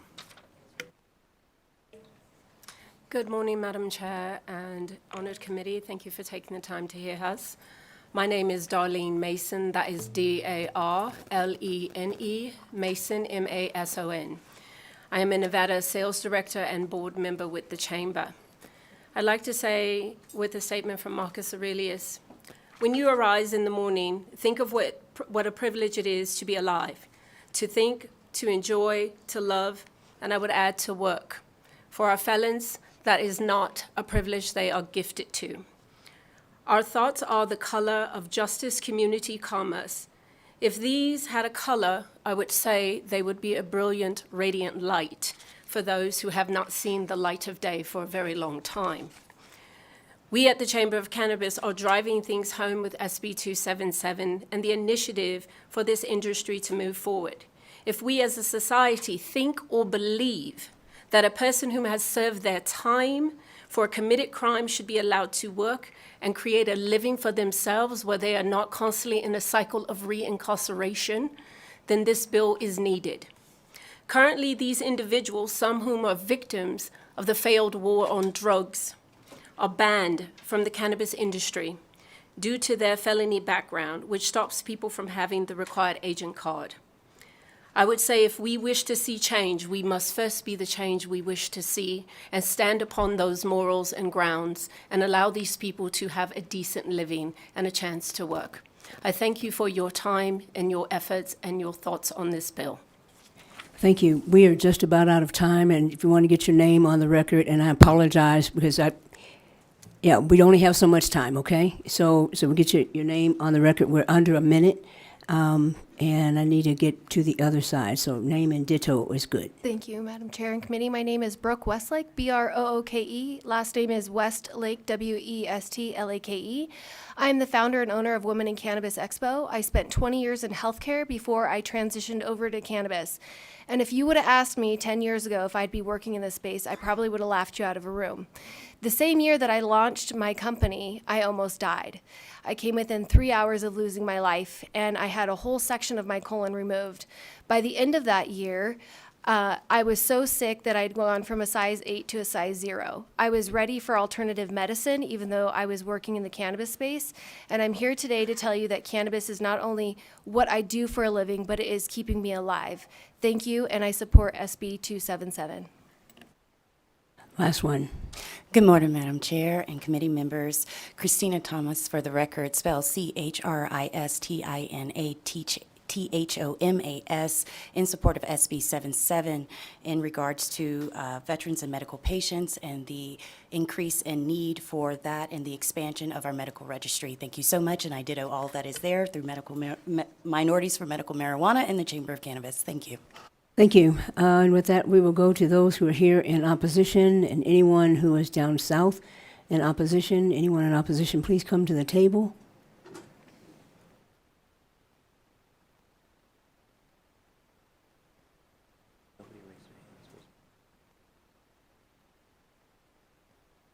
And we'll go with the same rules, okay? Good morning, committee members. My name is Julie Montero, Monteiro, a registered nurse of Nevada since 2005, and speaking on behalf of Compassion Center, Integrated Providers Association, and Coalition for Patient Rights. And like prior to Senator Tick Segerboom, I have been involved in the evolution of the medical cannabis space even longer, since 2010. That might make me an ancient dinosaur. But however, I was also on the scene when recreational adult use butchered the Nevada Medical Marijuana Program to bring it in 2017. We are currently in opposition of Senate bill in its current form until the following items are addressed and changed. I think it's a really good bill, but we have some things to change. The established licensing fees. During the last decade, our legislators said that they need to have higher annual licensing fees on cannabis establishment licensing to cover the costs of implementation until taxes were set, which they are set now, even with the debacle of sending the medical cannabis program under the Department of Taxation for a spell. And well, now that the taxes are coming out and in our coffers, why are we considering raising the prices when they should be going down like they once said they would? We have plenty of taxes. We need to follow the money. Nevada has some of the highest fees out of any state, and how can we be the leaders when we overtax and tariff a simple plant? I have watched these fees and the industry get out of control. The CCB is just a tariff collector and destroying our original establishment licensee holders who deserve the right to be in this industry. They already have hurdles of staying open. The mom and pops have been pushed out by big business and SPACs, and there is no equality or wholeness in the inclusion in the Nevada Medical Marijuana Program as it currently stands. Ultimately, I have been hearing from establishment licensee holders, and they will just pass the fees on to the consumers.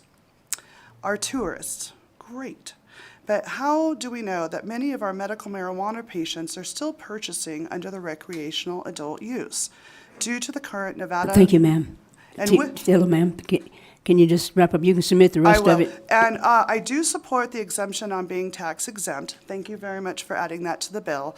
But with this, as the bill stands, we are in opposition, and I will make sure to forward that to you. Thank you. Thank you, Speaker. Thank you. And you all, please, let's follow the rules, okay? 2 minutes. There's a little thing down there that'll show you when you reach your 2 minutes. We're trying to get to everyone, and if you don't follow the rules, then everybody can't do it, okay? So please follow the rules. Next. Good morning, Chair, members of the committee. Jason Walker, Jasonwalker, testifying in opposition on behalf of the Washington County Sheriff's Office to Senate Bill 277. There's no need to increase the possession limit. Persons can buy 1 ounce per transaction currently. That doesn't mean that they can't go somewhere else if they chose to buy additional product. It is my opinion this will only increase the problem we have now with the illegal marijuana market, making it worse than it already is. Of course, we are willing to work with Senator Harris for the spirited discussions that we normally have to hopefully better our position. Thank you. Madam Chair, esteemed members of the committee, my name is James Creel, C-R-E-E-L. I represent Compassion Center. While the bill seems to be really great on the surface, we don't think it goes far enough, so we're going to have to oppose it. On the felony side alone, we feel as though while many people who have served their time do deserve the right to re-enter the workplace, some people who have committed some heinous crimes don't need to have access to people who are otherwise vulnerable. Additionally, the increase amounts, they don't go far enough at all. In Oregon, and I'm glad they brought that up, Compassion Centers in Oregon, we're the oldest federally recognized medical cannabis clinic system still operating in Oregon. We're nonprofit. And we also do hospice, healthcare, all kinds of things. But with that, what we've learned is depending on the actual disease state that you're facing, 2.5 ounces might not be enough. And in Oregon, we actually have the ability to have 1.5 pounds per card holder. And so that's regardless of where you're at. And with that, even those that are having access to 1.5 pounds are struggling to get access to enough to make concentrates that actually meet their needs. That might be the Rick Simpson oil or the FICO or whatever you want to call it. But consider this. If you've got 1 pound, which is 454 grams, and 10% of that is THC, then you've only got 44 grams of THC in that to be extracted. And that's only if they're a professional. Patients, they're lucky to get half that. And so the more that we allow them to be able to process into their meds, the better off we feel as though they will be. And lastly, on the licensing fees, while I can totally appreciate the intention behind that, anything that's going to increase the price and be passed on to the consumer, in our case, the patients, we would have to stand against. And with that, James Creel Compassion Center, we oppose it. Thank you. I neglected to go to the phones. Does anyone on the phones in support BPS? If you would like to testify in support of SB 277, please press star 9 now to take your place in the queue.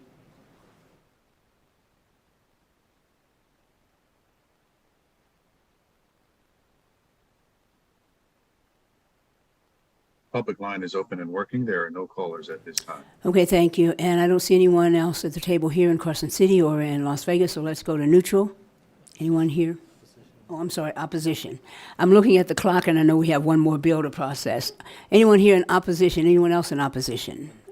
On the phone? If you would like to testify in opposition to SB 277, please press star 9 now to take your place in the queue.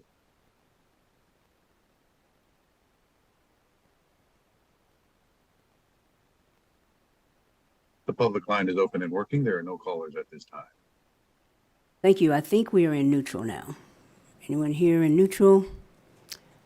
And see one person here, one person in Las Vegas. Thank you. Chair, members of the committee, Tyler Klimas, for the record, Executive Director of the Nevada Cannabis Compliance Board. Just a point of clarification, given the question from Senator Schiebel. On denials for aging cards over the last 3 years, we've had 16. And on cancellations, so that's when we do see something on the background check, we reach out and they decide not to further pursue an aging card. There's been 164 over the last 3 years.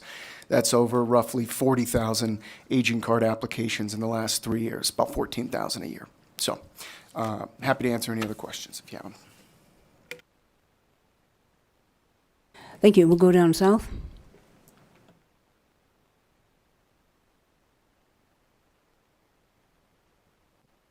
Down south, neutral.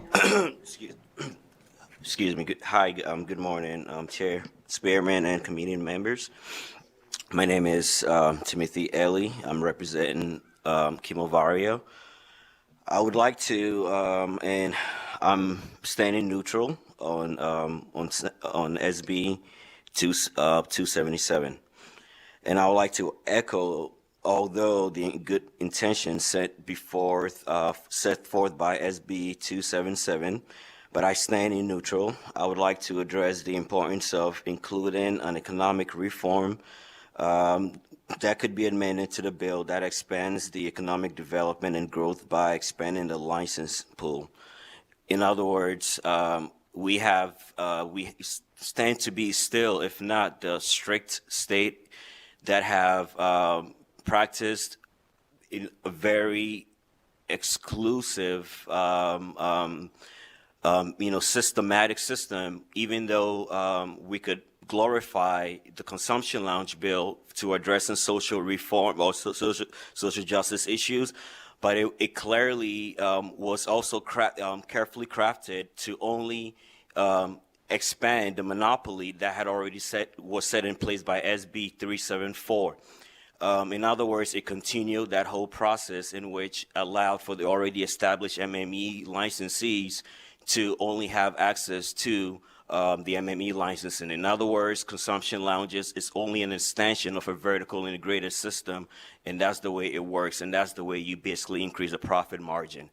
We believe that to be true, to really address the social justice issues, to be able to allow for those that were marginalized from this industry, from SB 374 and forth, we need to basically address and expand the potential so that we could also allow for talents that have been systematically excluded from this industry to also Thank you, sir. participate. Thank you. Can you Thanks for your submit the rest of your testimony?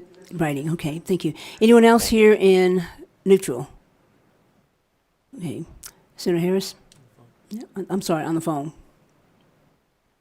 On the phone. Anyone neutral on the phone? If you would like to testify in neutral for SB 277, please press *9 now to take your place in the queue.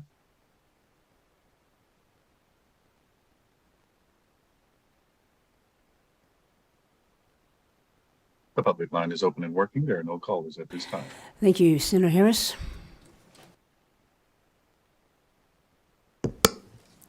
Thank you so much, Chair Spearman. I will make it really quick. I promise, less than 2 minutes per the rules. I just want to kind of clear up some things about the licensing fees. Are they going up? Yes, they are. But if you look at the initial issuance of an adult use, that's just the adult use plus the medical use. So you're paying the initial application fee that you would to be a dual licensee.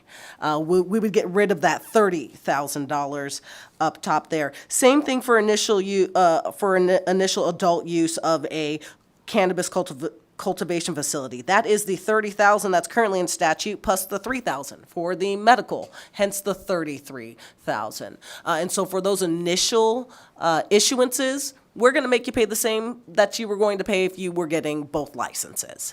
And then what we've done is come up with a very creative way with the help of NCA and with the CCB of dealing with those renewal fees so that they weren't so harsh, and that's dispersed a little bit differently amongst licensees. And so while there does look like a increase, there is no increase when we talk value. And so I am hoping that industry would not have to necessarily pass that down to customers because they're essentially now open to medical customers where they wouldn't be before, or their renewal costs will remain similar to what it would have been previous to this new scheme. With that, Chair Spearman, I will conclude. Thank you. Oh, one last thing if I can. We heard people complain that the limit is too low. We've heard people complain it's too high, and I would suggest that's how we know we got it just right. Thank you, Chair. Yeah, thank you. I think Senator Buck has a question for you. I just wanted your thoughts because I'm not too familiar with the industry and being fairly new in this seat.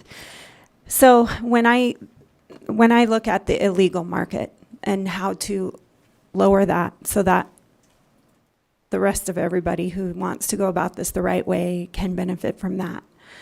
I see different barriers, I guess. So we continue to kind of lower the consequences for the illegal market, the illegal possession of or selling of marijuana per se. That could be one thing. The fees I see as a big barrier to just normal people wanting to get into the industry. Assuming that the price differences it's higher to go about it legally than to get it off the street. Is it competitive? And then another thing that maybe is remaining anonymous when you go and purchase in a facility.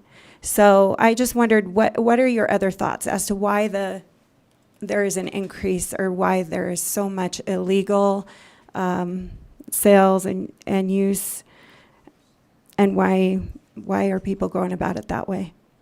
Thank you for the question. Senator Buck Dallas Harris, for the record.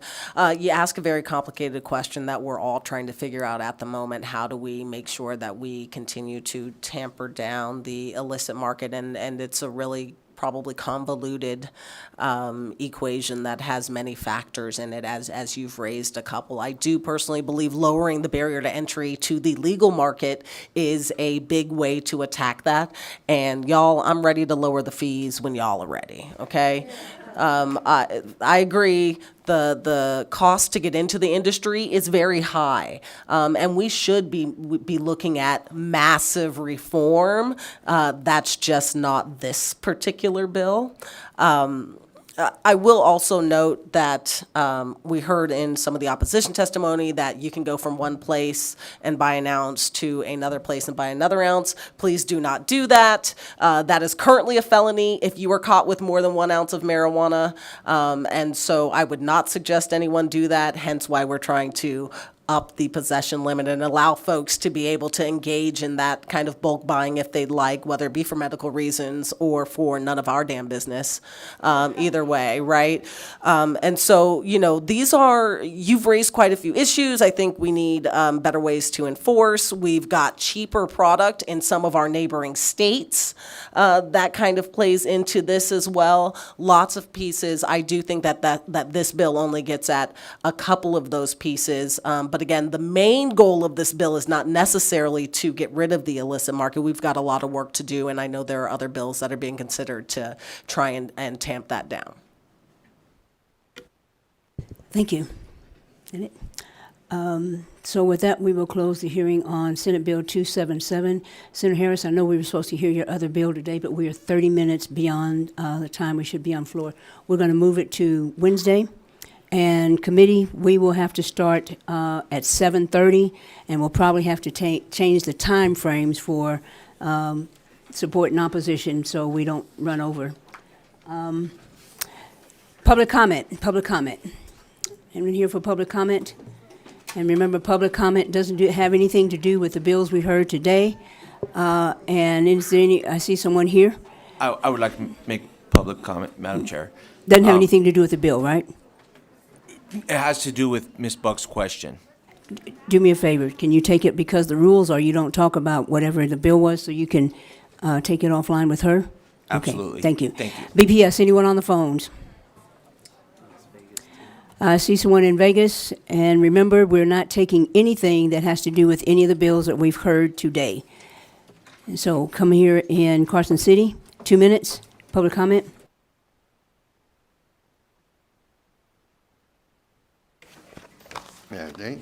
Thank you, Madam Chair, Committee. I just wanted to put a little perspective on some of the components of what cannabis is. No, sir. No, sir. No, sir. No, sir.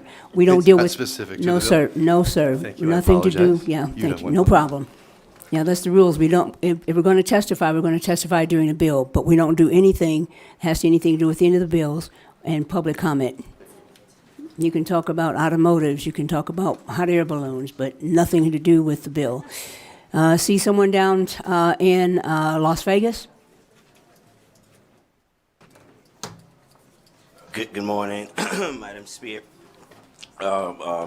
Excuse me, Spearman and committee members. My name is Tim Ellie, and I'm representing once again Kimmelvara and Coral Lounge. And I'm Excuse me, sir. Does speaking this in have to do with terms, cannabis? Excuse me. Does this have to do with cannabis? No. Anything, we not were not, we, specifically, no, not specific or specific, nothing to do with any of the bills that we've heard. Those are the rules. If we're gonna testify, we testify during that time. So if you're gonna mention anything about cannabis, sir, I'm sorry, this is public testimony, it's not time for that, okay? If you have additional comments, then please submit them in writing. Thank you so much. Okay? BPS, anyone on the phones? If you would like to provide public comment, please press *9 now to take your place in the queue.